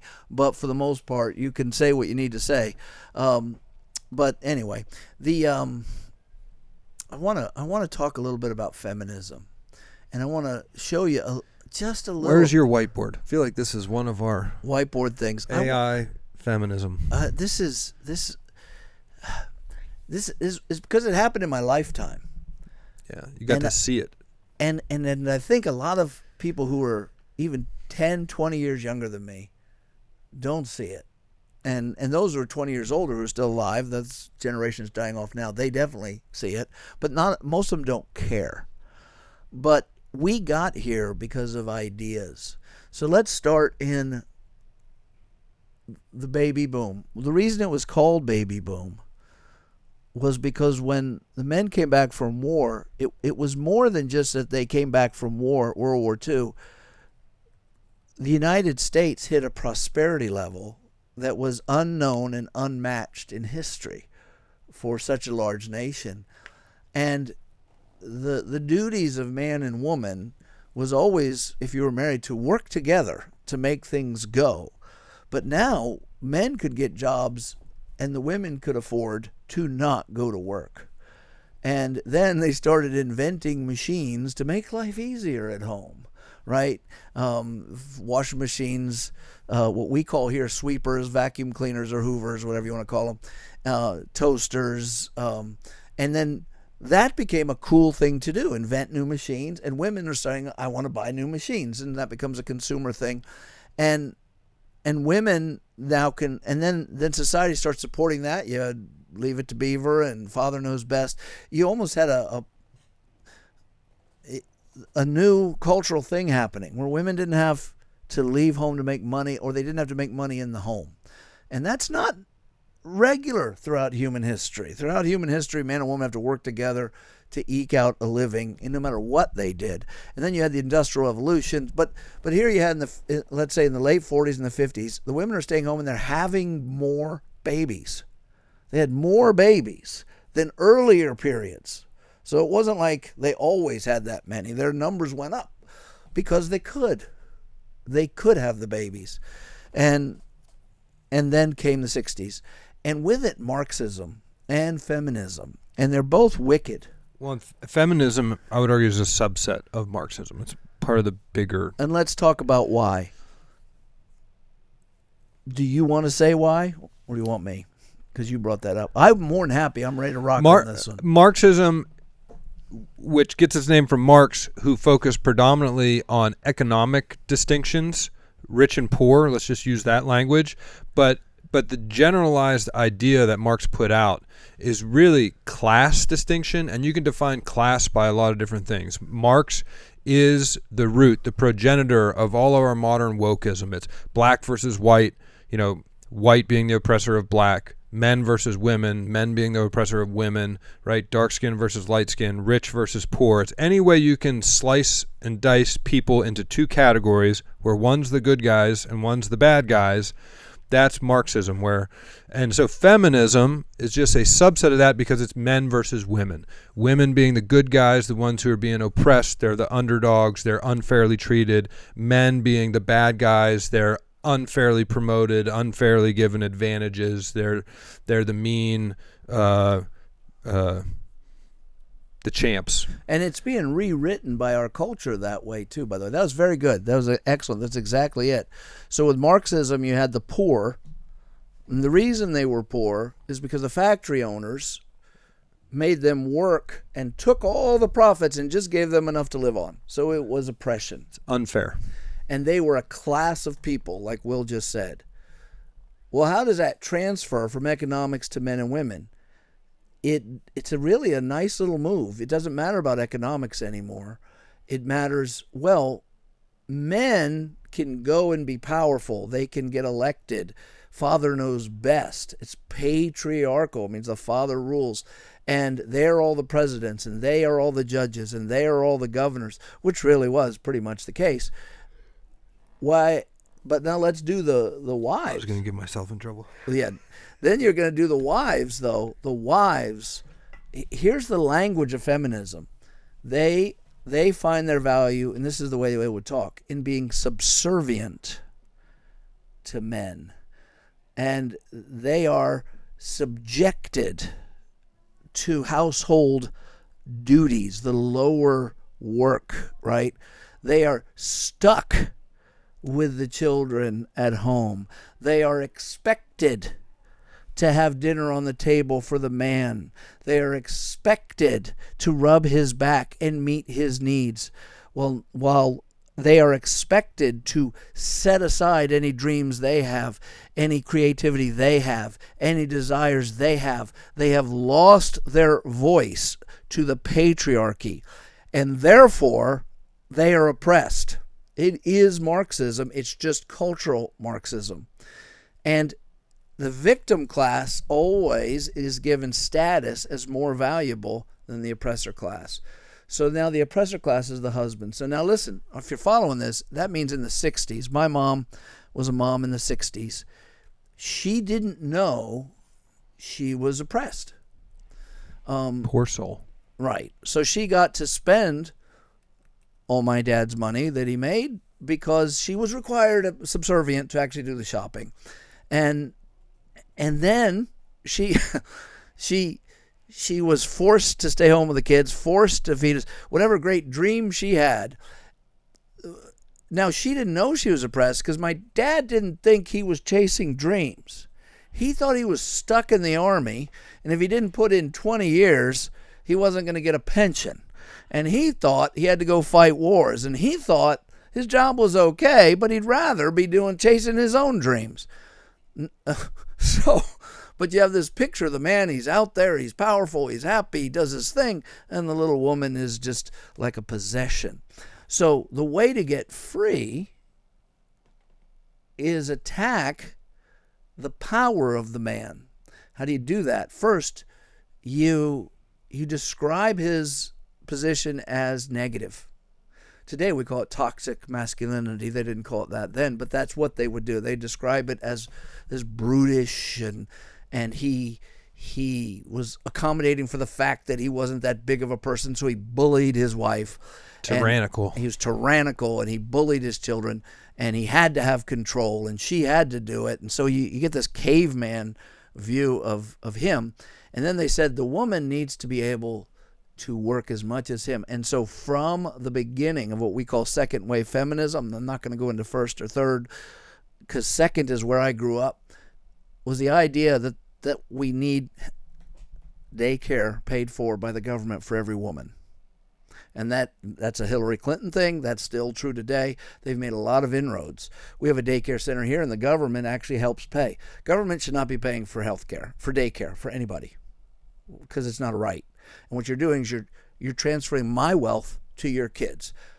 If I want to give to you and your kids, just come ask me. It's between you and me. But they take my money and give it to people so that they can go to work, and I'm paying for their kids. But that is where that comes from. Then they thought abortion is a necessity.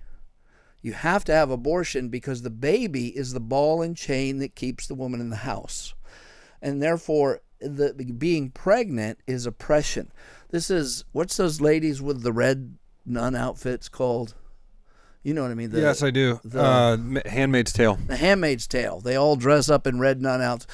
And that's a story about women being forced to have babies. Oh, the oppression, and so that has to be done away with. Then you have to have easy sexual encounters, because men can have sexual encounters and not have babies. So women need to be able to do the same outside of marriage. You got to take the stigma off of that, and you also have to have easy divorce.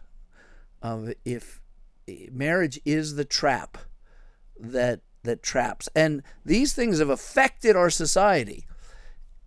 And you also need equity, what they call equity. Women need equal access to everything. Anything a man can do, a woman has to be able to do. Now, many of you are growing up with this, and everything I said sounds like what it's like today. When I was a kid, it was not what it was like. And they've gained that ground.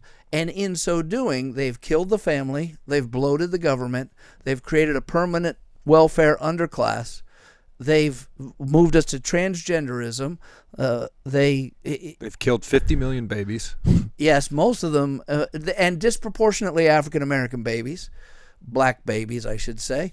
But I want to show you some of the genesis of this, and then I want to show you something right now, so you can see what I'm talking about. Go ahead.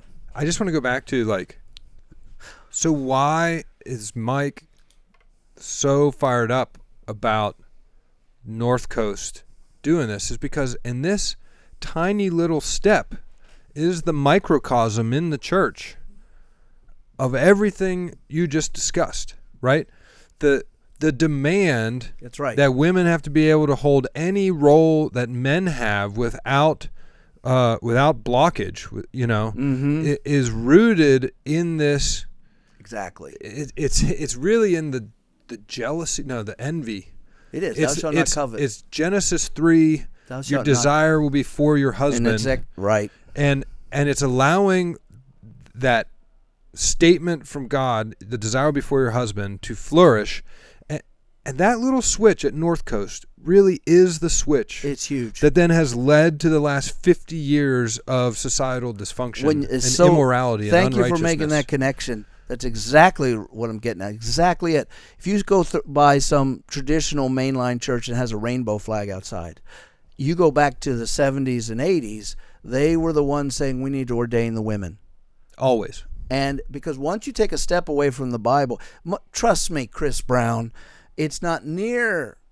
It is if you don't see the separation of male and female and the headship of men and the plurality of elders correctly, you're never going to figure out why gay marriage is not okay in the Bible, or homosexual relationships, because it's hardly mentioned. And obviously, you're not astute enough to do. I'm being mean. Sorry, Chris. In any case, this is where law comes in. This is why I'm saying it all fits together. Who makes the rules, us or God? Obedience says not what seems right to me, and it's worldliness that made Rick Warren start moving the women pastors in. It's not biblical. He said he had an epiphany. He did, because Satan was talking to him, and he listened to Satan for a change instead of God. But I want you to see. The reason I want you to see some of the origin is because I think if you're younger, or even if you're my age and weren't paying attention because you had a life, which you should have, you shouldn't have had to pay attention, you'll see the same seeds when they're young, and you'll see how they've grown. So there was a woman named Betty Friedan. I'm not familiar with this lady. Well, you should be. She is one of the most important cultural figures of the 20th century. She wrote a book called The Feminine Mystique. Oh, I've heard of the book. The Feminine Mystique was that the women of America are defined by their role as subservient human beings. And by the way, my mom wouldn't have agreed. My mom was not a women's libber, as they used to call them. So, but a lot of housewives, quote, wouldn't have agreed. So what they did is they had consciousness raising. You probably heard of consciousness raising. Where does that come from? It comes from a Marxist ideology. What you do is you get a bunch of housewives together, and you teach them how they're oppressed. We all know, we see that now. That's modern 101. Get the small loud group to come tell you why you should be mad about all the things you never realized. Right. It's consciousness raising. Yeah. That's what they call it, consciousness raising. What started here with the feminists and the communists, but now in for us, our talk, the feminists, they'd actually get together. It'd be nice. We'd be at your house, and because the women were home, you'd have some nice refreshments too. And then you'd sit there and you'd chat, and she'd explain, don't you realize? And many women were like, yeah, where's my rights? They also attacked the colleges. If you send a young woman to university, she likes her life. When she gets there, she finds out she's oppressed. She comes out ticked off. They also attacked the media. Was always left. Some people think the media wasn't always left. It was always left. It was never openly left. Now it's openly left, but it was left then. So they did a full court press to convince people that we think wrong about male, female, husband, wife, children, and family. And so I want to show you just a quick YouTube that's an example of that. Betty Friedan. So she wrote that book, and it took off. It probably was the catalyst. Now, before her, there was a French lady named Simone de Beauvoir. I've heard of her. Who wrote The Second Sex. And then another one named Kate Millett, who was influential, who liked her and wrote, what was it, Sexual Politics or something. But they didn't hit it off. Betty Friedan hit it out of the park with, and she was the one who broke through because she's very articulate, she's likable, she's American. And so why don't you play the one that says How Feminism Liberates Men? This is just a little bit, this isn't the big picture, it's how this is like 1970, I don't know when this is, how they redefine men.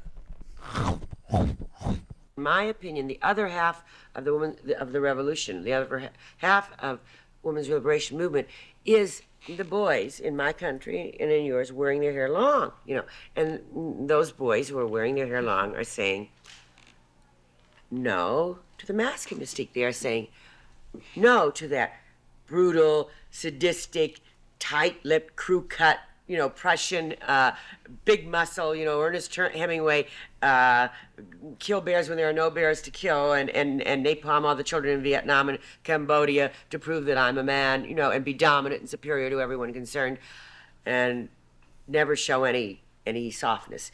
Well, these boys that are wearing their hair long are saying, no, I don't have to be all that crew-cut and tight-lipped. I don't have to be dominant and superior to anyone. I don't have to have big muscles because there aren't any bears to kill. I don't have to, kill anybody to prove anything. I can be tender, and I can be sensitive, and I can be compassionate, and I can admit sometimes that I'm afraid, and I can even cry. And I am a man, and I am my own man. And that man who is strong enough to be gentle, that is a new man, and he is the other half of this revolution, and he will live longer. I mean, he won't die 10 years younger than women, as American men have been doing lately. And he will also, that man that's strong enough to be gentle, I think, really welcomes his liberation and the end of his loneliness and the end of this sea of hostility that has been, preventing love in this country, and that has been dehumanizing sex and making such loneliness and such alienation, frustration for everyone.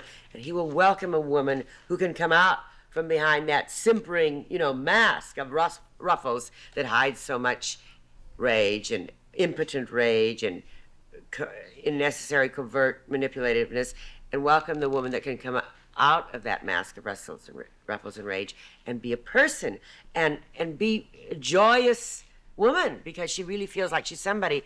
And then you see we'll both be able to make love, not war. And in the highest sense, I mean, not only between man and woman, I mean, the war between the sexes could become an Armageddon if we don't get on with our revolution. But if we do get on with it and we restructure society to make equality really possible, then I think the war between the sexes will end, and for the first time we will have possible true human sexual liberation, and we will have possible true love, and real love, real friendship, real knowing of man and woman, in the biblical sense, to love is to know. And how can you know when each wears these masks that keep us from being ourselves? And then in the largest sense, in the world sense, we'll be able to make love, not war. Okay. I took a lot of notes. I have so many thoughts. My brain is exploding. Well, let me start out by summarizing. What she's saying is the status quo in the 1960s was horrible. That men were, let me restate some of her words, sadistic.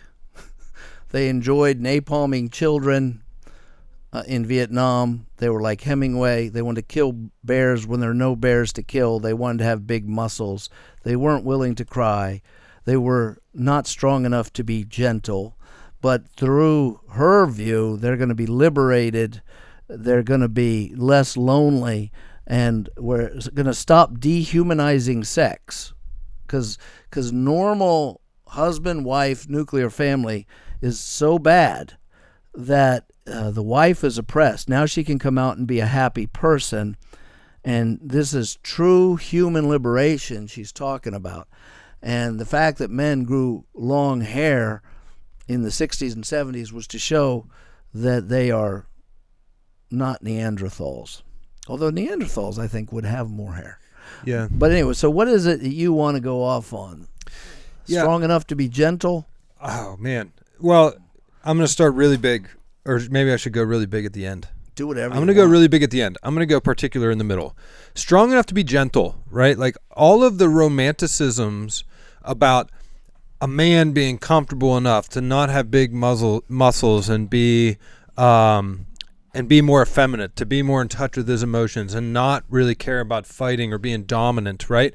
That's all well and good until the Vikings show up or until the Mohammedans show up, right? Like the reason I have big muscles primarily is because if the crap hits the fan, right? I want to be able to be responsible for the women in my life, right? If the wrong guy breaks through my door. What you don't understand is the women don't need you. They can protect themselves. Well, right, but they can't. That's just a fallacy. They can't. They just can't. It's a lie. I want you to know something before you go on.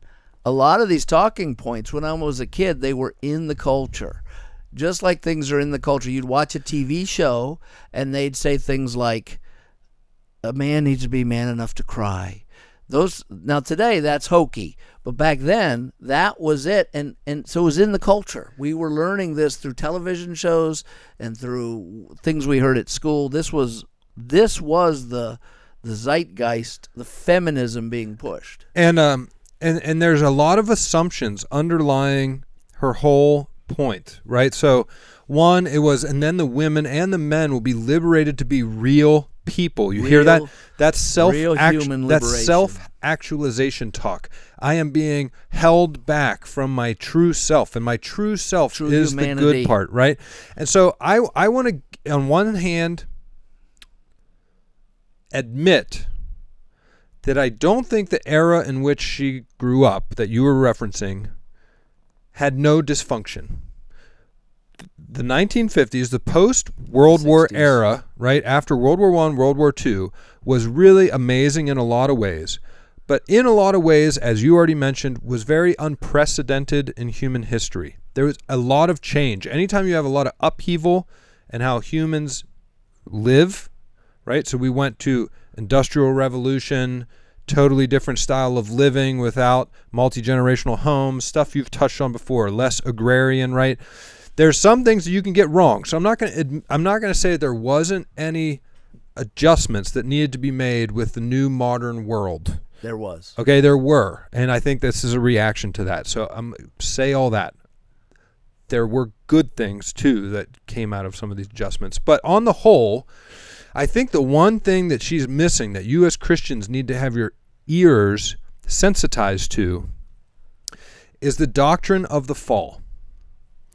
Ever since the Enlightenment, particularly a guy in France named Rousseau started to popularize this idea that it's societal structures that make you bad or that force you into a thing that's unnatural And that is where the root of all the problems is society pressing on you. And so when you hear her say they'll be liberated to be real people, free to be themselves, right?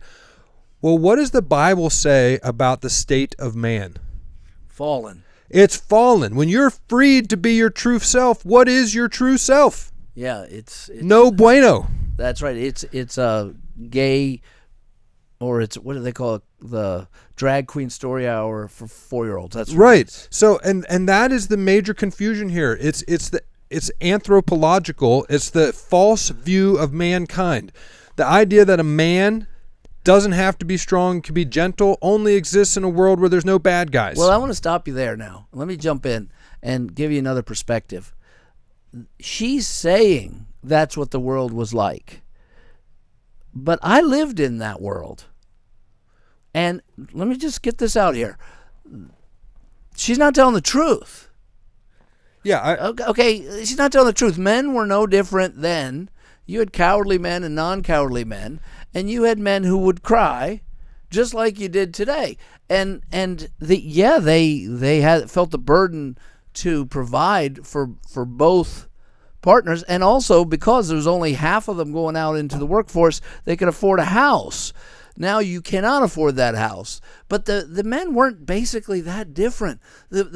What she's describing isn't true. That's the point. She stood up a straw man to knock it down. It's no different than today, where people say, if we don't, we need to protect trans kids. That came out of nowhere. And there was not tons of trans kids running around being beaten up. Right. I was in school. There were no trans kids, and nobody was making fun of them. Yeah, so now all of a sudden we have to protect trans kids. The spelling out of the status quo as not acceptable is necessary for revolution. Yes. And there was no... What she's saying is a bunch of crap. And it just wasn't that way. My mother was happy. I knew my mother, and she was very open, and she was happy being a housewife. She was happy being able to have a neighbor she could talk to. You know, why did the kids play outside then? Because there were other kids outside then. Now there's no kids outside to play with because there are no children. But the moms were there too. It wasn't, weren't there predators? Sure, there were predators, but there was a mom in every house. And outside every house. And my mom loved to have coffee and talk with other women. And I remember her doing it after my parents split up, unfortunately, but that's the way it goes. I'm not crying about it. It's the way it happened. The finances were harder. She had to work more, but she didn't like that as much. She liked to not work. And she wasn't alone. They didn't feel oppressed. The what we call anti-women's libbers never felt oppressed. They make them out that way on TV shows. And if you watch Mad Men today, they will rewrite the 60s in a way that's going to stick in your head, but it wasn't like that. It doesn't mean there weren't examples of that. There's jerks in every time. There are people who are more brutal to women today than they were in the 70s. Guaranteed. People are more brutal to women today. It would not have been acceptable in the early 70s to have rap music. It would not have been acceptable for men to raise their hands at women and call them what they call them. Or to dress them up in camo and put a gun in their hand. Yeah, yes, and they're getting beaten, and so she's lying. But what I want you to see is the threat of feminism. Feminism, when it becomes mainstream, the church is going to have to deal with it. Whatever's mainstream, the church, that when Paul says, watch out for people who have itchy ears, that means whatever the world wants, they want. 2 Timothy 4, you were right. You cannot love thank you. You cannot love the world and Christ. And that's different in every culture, right? And our culture now has fully embraced this woman's view, so the church is going to be tempted to be feminist. And that is what is happening at North Coast. It's what's happening at Saddleback. It's what's happening at North Point. These large suburbanites who know that the people aren't that deep in their theology, and they'll keep showing up. And they'll say, oh, they're deep in their theology. Yeah, right. I know the truth. I've been around. And in any case, I want to show you a little bit of what the debate was like. I know you're all wound up. I am wound up. Well, it's because it's just another fact is if they weren't men, they would find it offensive. They probably don't care, but it's offensive to me that in her known lifetime that we would just so quickly forget the fact that the short-haired, tight-lipped men, just all 30% of them just sacrificed their lives to go save the world from tyranny. Like, yeah, it's like Right. you're in the era where like all the men had to leave the warm bosoms of their wives and the love of their children to go die in the mud to save the world from evil. Like, right. I don't know. It's just like, it wasn't that long ago at this time. I don't know. Sorry, I was thinking about no. World The War women I and weren't II. that oppressed either. Not to say there were we would never defend oppression of anybody based on skin color or sex or whatever. But it just wasn't the reality. If you have to do raising consciousness, they don't know they're oppressed. And then when they get out in the workforce, they find out, and we see this today, they're filled with guilt, many with regret. Why didn't I have kids? I'm getting old. Getting out and chasing my dreams has turned to being sitting in a cubicle and typing all day or doing some other task. And the husband said, yeah, I never wanted to chase my dreams. I wanted time off. And now you're here competing for my job, and it's no fun, is it? So they're not happier now. They were happier then. Welcome to the steel mill. Yes. Is this what you wanted? So anyway, I'm going to show you. Now, this is actually Good Morning show, national show. When you look at the set, you think, I can't believe it. But it is. And I don't know if it was precursor to Good Morning America or whatever. But they have on it Phyllis Schlafly, who became this. She was a pushback. And she stood up for the traditional and the Christian, and she's arguing with Betty Friedan here, and it's on the ERA. There was an amendment offered to the Constitution called the Equal Rights Amendment, and it failed. But it was a big deal in the middle of the 70s. They tried to pass it, like, in Biden's administration. And it needed to fail, and it needs to fail for certain reasons. But this is 76, right? So I'm 13 that year. I turned 13 that year. And this is where the fight was. And we weren't hearing this fight. Most of us, we didn't pay attention. We were busy being people. But this is the kind of talk that infected our culture. And you're going to see the news lady is clearly on one side. So it affected the news, all the entertainment. It went one direction, and that was to the left and towards this Marxist thinking. So go ahead and let's play this. And if you want to stop it to comment this time, just stop it this time. I'm gonna try that to way you don't settle have to down. remember. I'm going to settle down. No. You listen. might want to. I might want to. You might want to. Go for it. An opponent to the Equal Rights Amendment is Phyllis Schlafly, National Chairman for the Stop ERA. She is publisher of the Phyllis Schlafly Report and the author of A Choice, Not an Echo. And the proponent to the Equal Rights Amendment is one of the country's most leading feminists. I'm talking about Betty Friedan. She is the author to The Feminine Mystique. Before we get into talking about the pros and cons of the Equal Rights Amendment, I think for the benefit of our viewers, it might be kind of interesting to see what it says here in Look at the the fashion Equal of the Rights time. Amendment. She's It's got very them short. When you boots, think of amending the skirt. Constitution, something that's very serious, She looks you very think that feminine. it's lengthy and complicated. She wouldn't The like amendment that. reads as follows. Section 1. Equality of rights under the law shall not be denied or abridged by the United States or by any state on account of sex. Section 2. The Congress shall have the power to enforce by appropriate legislation the provisions of this article. Section 3. This amendment shall take effect 2 years after the date of ratification. As you can see, it's pretty brief. It's only 52 words. So is the Equal Rights Amendment too vague? Or does the Equal Rights Amendment simply extend women's rights to men, thus equalizing them? What is your opinion? Betty, can we hear from you? Well, you see, I think we simply must, and I think we should do it rightfully in 1976, 200th year of the Republic, get the Constitution equally applied to women. I mean, we know now, we've spent 10 years really delineating all the areas where sex discrimination exists. Discrimination basically against women, but some ways that men are victims of it too. And we've got a lot of laws that have we've made some gains to say that it is wrong to have sex discrimination in employment, in education, in pay, and in mortgage and credit and all these things, even in sports against women. But these laws are not being enforced. And with the economic crisis that we're in now, where, really inflation is giving, and layoffs are really facing women with hard times, there's danger even that some of the programs in... So that's how they always talk. And they talk like that to this day. With the economics, women are getting laid off. Oh, there's a problem. Women are getting laid off. If women are getting laid off, men are getting laid off, it's a dumb thing to say. We have made progress over the last 10 years since I became a star. But these laws aren't getting enforced. How do we know that? Because she said that. She's just... Betty Friedan is a great talker, but if you pay attention to what she says and examine her, she really says nothing at all. She just says the sky is falling and I have the solution. Anyway, keep going. Be removed.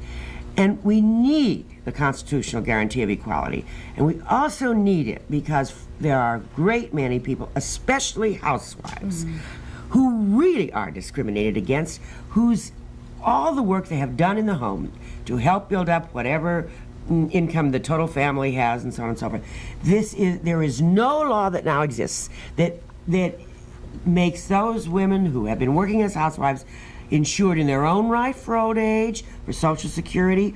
There's no insurance that if that marriage should end in divorce, as it is for all too many people, that woman's contribution will be considered equally in the disposition of the property.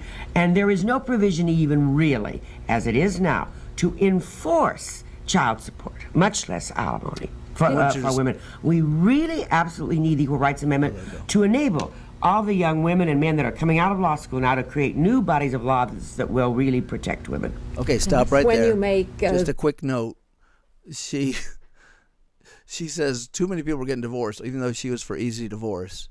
Some of the things she says are just not true. They're just not true. If my wife to this day, when I retire, she can take my Social Security because it's higher if I die.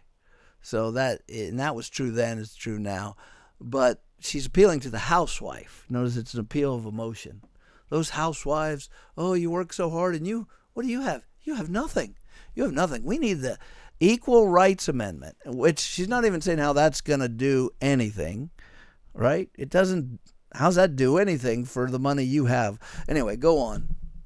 These laws apply equally to men and women. You end up taking away many of the rights that women now have. For example, the Equal Rights Amendment will make our young women subject to the draft and military combat the next time we have one of these wars that we have every 10 years. Because no longer could you have it just apply to males, it would have to apply equally to females. And then ERA is a big attack on the rights of the homemaker. The laws of every state make it the obligation of the husband to support his wife, to provide her with a home, to support their minor children. The woman in the home can draw Social Security benefits based on her husband's earnings, even though she's been a homemaker all her life. Now, all these things will be lost when you apply a rule that says that everything must be equal. Now, until you can make it equal for men to have the babies just like women, then it is a double burden to the women to say that the rules for family support should be equal on the husband and the wife. ERA ends up in taking away the right of the wife to be supported by her husband and to have the right of to get credit in the stores based on her husband's earnings and all the rights of a wife. Can we talk Stop about right the there draft? a minute, please. They're gonna. So what she's gonna do, the reporter, is do what they always do: go to a talking points. Let's talk about the draft. But let's not talk about the draft. What did you think of that answer? I really like that answer because I'm going to bring it back to the Bible, right? What the woman in red is saying, Phyllis, against the ERA, is that right now women enjoy being part of the covenant of the family, right? They have their husband as their representative, and so all of the they're not rights, privileges that the husband is afforded to her because she is part of his body. She is one flesh with him. Yes. And if you pass the ERA, she's essentially saying, you just make me a man. Like I I have to get my own credit score, and I'd have to earn my own Social Security. It's just now we're all individuals with no... Yeah, we could lose. Right now, I have my husband's Social Security benefits. By the way, my mother-in-law had 5 children when her husband died in 1976 or 77, right then. And she got Social Security for every one of those kids. Now, if ERA had passed, she might not have. But let's not say that one way or another. One thing I like that Phyllis said was, unless he can turn around and have babies, she's valuing the fact, and she also pointed out I think she said 32 states that mandate that the man is responsible to pay for her. Yeah. Now today that's gone, and why is it gone? Today people would say, what? The man's mandated to pay? Yes, he's mandated to pay for the children he makes by law. Well, it used to be. Yeah. You libertarians out there say it shouldn't be that way. I say it should be that way. You liberals would say, why shouldn't she pay for him? And you're dumb. It's just it was better situation for families in the 70s than it is today. By far. It's not even close. Yeah, I would say the thing that hurt my heart the most when we were listening to Betty Friedan speak in the first half of this was like, I was just sad as to how much they've accomplished since then without the need to pass this amendment. They've won the battle. Almost everything Betty Friedan said that this amendment would do, they achieved through the legislature without needing to amend the Constitution. They've won every fight, which shows you that God is allowing them to, because it's obvious Phyllis is nicer and smarter. Although I do like Betty Friedan. She is. Which one of those two women is sharper, do you think? But I do like Betty. I just wish she wasn't so misguided. And anyway, let her. She's going to turn it to the draft because she thinks she has a talking point, and she's obviously on the side of the left. So go ahead, hit it. We know that the draft so far has been abolished until a national emergency, and already women are serving in the armed forces and the military. Yes, and they have the best of both worlds. They have the same pay, the same rank, the same fringe benefits, but they're kept out of combat. And you know, men would be glad to take that kind of a deal if they could get it. Wouldn't they be subject to... So what the lady said was, see, the press has always been the press. People say, oh, they got worse. They've always been this way. So this is when I was 13. She said, wait a minute, lady. Man, lady on the right. There is no draft. And women are already in the military. Phyllis's answer was great. She says, yeah, they get the same rank, they get the same pay, and nobody shoots them in the head. What a great deal that is.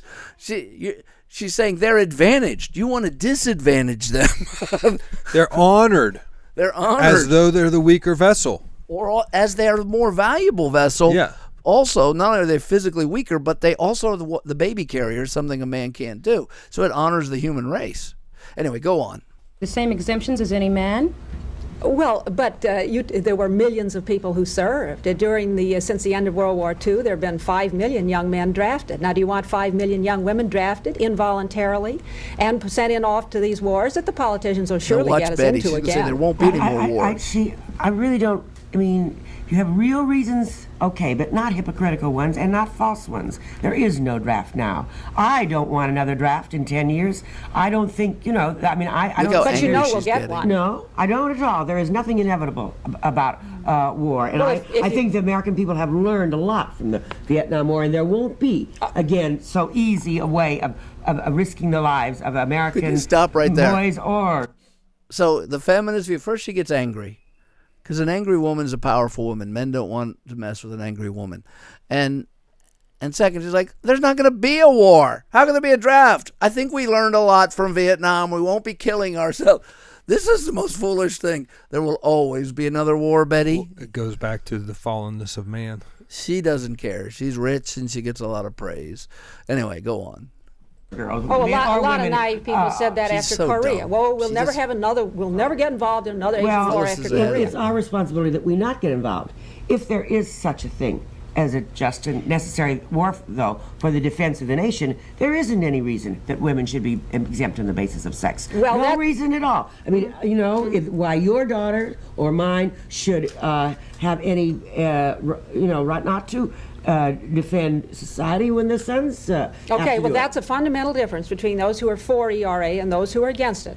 You think my daughter should serve. I think women should have the choice not to serve. I think a woman wouldn't want her son killed. I think God hates a society that makes its women fight its battles. This fight's hit us. It didn't hit me in my childhood. This one hit me in the 90s. For some reason, by the time the 90s came, that's when people were arguing whether or not women. They said Israelis women are in the army. Yeah, well, they have an existential threat in a very small country, but we don't. If we get to the point where I'm not sure God's happy about that either. Yeah, I'm not sure He's happy with it. And you anti-Semite. And then, well, I think. Well, I'm just teasing you. I don't think He is either. Well, I really appreciate what she said. You finally hit a difference. You think my daughter should carry a gun and go into battle. What do you think, Sunshine? If things were tight, not by volunteer, but by force, the government needed someone, should they force you to go fight or your brother? My brother. Why not you instead? Who would be the better fighter? Guys in general. See, she's a regular person. She's not dumb. That's a regular. That is a common sense, and I want you to know that was the common sense view back then. They still won. They had a stranglehold on the institutions already. They had a stranglehold on the media. They still won the fight, and I think partly because the people who thought good things were too busy sinning. Like people on the right weren't going to church enough. And they were letting things go. Whatever, let them have what they want. And they were just drinking beer and they were getting divorced and they were fighting. And by the way, I always say that. My dad thinks I'm beating him up. Dad, I love you. People get divorced. It's okay with me. It's water over the dam. And anyone else who's been divorced. It's over. I can't fix it. You can't fix it. I'm sure you don't want to do it. But the point was, people were partying. It was good times in America, baby. It wasn't perfect times, but there was money to be had. And there was pot to be smoked, beer to be drunk, cars to be bought and driven real fast. And people were not paying attention. And the left was working hard. And they won. They won this fight. Yeah, we were asleep at the wheel. Yeah. So anyway, let's hit it. Let Phyllis go. Because Phyllis is awesome, by the way. Phyllis Schlafly. Water killed. Right. Why discriminate against women? Shouldn't a woman have a right to defend her country as a man has a right? She's got the right. If she feels that's her obligation, I think she should run, not walk, to the nearest recruiting office and sign up. But you are absolutely taking away the rights of the young women by ERA, and you have to be kidding to call that an advance for women. Can we move on to another point, support? Now, Phyllis, you mentioned that a man has, or a woman has the privilege or the right to have her husband support her. Past the next break. Are you familiar with the McGuire? I just want a little bit more of that. They're going to argue on a little bit more. And for time's sake, I'm fast forwarding. I think this whole thing's interesting. And if you want to learn about where your culture came from, and not that long ago, you listen to these people. They got their way. Brief pause. Right now, go ahead. Let's see what they say.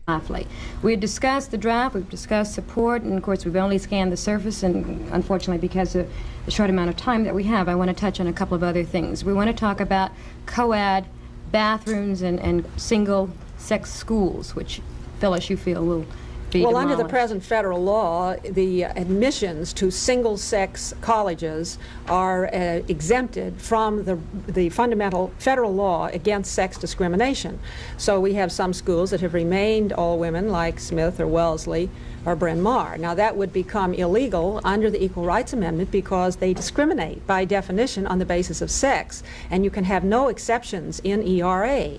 Now, I don't know why anybody wants to take away from women your right to choose a single-sex school if that is your choice. But I think this is the psychology of compulsion and the intolerance of those who are pushing for a gender-free society which doesn't recognize any difference or any separation of treatment between men and women anytime, anywhere. What about the schools that exclude women?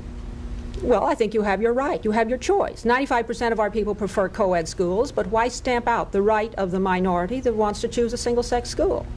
Betty, you have any comment? Well, I think that the basic thrust is that the Betty will say something stupid. and the outright barring of women to law school, to name one law school that bars women. Until recently. Name one law school that bars women. Until recently, so Harvard Law School stupid, barred Betty. women until Liberals fairly are recently. generally Name one not that today bright. bars And women. now, I hate to say You it. know it's illegal and a violation now of it's federal illegal. law. But I wanted to say that the thrust of the, as I've said, we have a new So law why do you need the ERA? barring sex discrimination in education.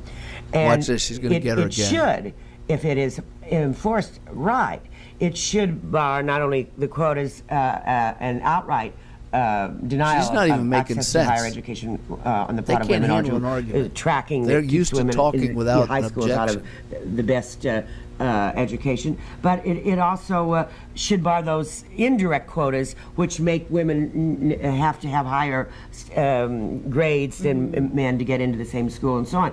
But we already know that even that law isn't being enforced. In other words, and name that one law school where could women be, have to get higher grades to get into school. Oh, this is Name one. This is true in Name one. universities. I could name it. I could name Well, just 30, name one. 40, 50. Don't name 30. Just name one. What? One Why school single where out women one? have to get higher grades to get into school. I would have suggested the viewers to tell Mrs. Schlafly the can't name situation one. of Funny. I can name Okay, stop any this number now. of them. So I'm not So gonna that name- is. She's just avoiding And now here's what I've seen. This is a pattern that more and more news people will not give a fair shake to the right because they win all these fights. She says, name one. She's like, ask the viewers. You said there were 30. Give me one. and liberals they're so good at talking, even though they say nothing, that as long as there's nobody disagreeing with this woman. But I want to get this. God loves the family. God says the mandate is have children. Have children is the mandate. And then raise them. Husbands and wives men and women are supposed to marry if they can. There's going to be exceptions, and that's okay. God allows for that. But most men and women are supposed to marry, and if God gives them kids, they're supposed to raise them. And the man is supposed to be the head in that family as the protector and provider as well as leader. And feminism hates God's way. They end up wanting to murder babies, tear down the family, and tear down marriage, and it leads to all kinds of weird things, but it also leads to a more powerful state. The government has to enforce everything because the woman can't do it. She needs a man, and the man's the government. And the government has to enforce all this. Now I want to jump till right now. Yesterday. I think this is yesterday. You'll see this little video. It's self-explanatory, but it will show you how the thinking of that woman has won the day, because this is what we're up against now, and it shows you the divide really is. If you're saying, well, I'm a feminist but I'm a Christian, then you don't know what feminism is, or you don't know what Christianity is. Go ahead and hit the view there. Conservative activist Isabel Brown had a message for her fellow Gen Z women. If you're not encouraging your children to grow up and have the courage to get married and have kids, more kids than they can afford before they think they're ready, it is high time to start. They used to come after women of color. Stop for 1 minute. So that lady, she's on a CPAC, she's a Christian, and she's saying, she's trying to correct feminism, whether she knows it or not. She's saying, you got to teach your kids to have the courage to get married and have kids. Charlie Kirk said the exact same thing. Yep. The devil hates this message. Yep. Because he hates humanity. And look at the devil's mouthpieces here on The View. Keep going. And accuse women of color of doing this very thing. It wraps a woman's worth up in her ovaries in a way that for too long has happened. You're telling people to have Bunch of as little many Betty Friedan. babies as they want to. Again, I'm going to send you back into the past. She's smart enough to know it. Responsibility for the men. Bottom line, if you're not paying my bills, you don't get to tell me what I do with my uterus. We used to pay your bills. We need to teach our kids to have the courage to get married. If your marriage requires courage, I have a lot of questions about your husband. We need to tell this woman about LegalZoom and how easy it is to get out of it. Also, I gave our girl Isabel a little Google. She has a baby. She has a 1-year-old. Of course, she thinks thinks everyone should have a lot of kids. She has a 1-year-old that sleeps all day. Isabel, maybe let's check in with your boobs in a year and see if you still want a lot more kids. Really reckless to be suggesting that people should have children when you now know in this country there's this affordability crisis. She's saying don't have any thought about what you're doing. Yes, be thoughtful before you have a kid. Okay, so stop right there, and we'll end here. That's a bunch of Betty Friedans, though they don't even know it, and they've won. And in the midst of that, you have Saddleback Church and North Coast Church and Northway Church in Pittsburgh. They're putting the chicks right up there to preach front and center, who don't have the guts to hold to the scripture on something as simple as male pastors. They want to redefine the word pastor and be cute. They're cowards, all of them. That's it. I'm done. Cue the music. Okay. Oh. I'm I done. Guess, no, yeah, no. I'm done with these people. I never actually I never hit record. We just did that whole thing without recording. Is that for real? I'm just kidding. It's April Fool's. Oh my gosh. Woo! Oh my gosh. Yeah. Listen to her now. She loves that. You But gave she- me a for- heart attack. For half a second, she felt a lot of heat. Yeah, dude, my heart is racing, and I knew I was joking the whole time. Oh, my heart was racing because I Okay. thought, oh my gosh, do we got to do that again? Okay, say bye. Bye.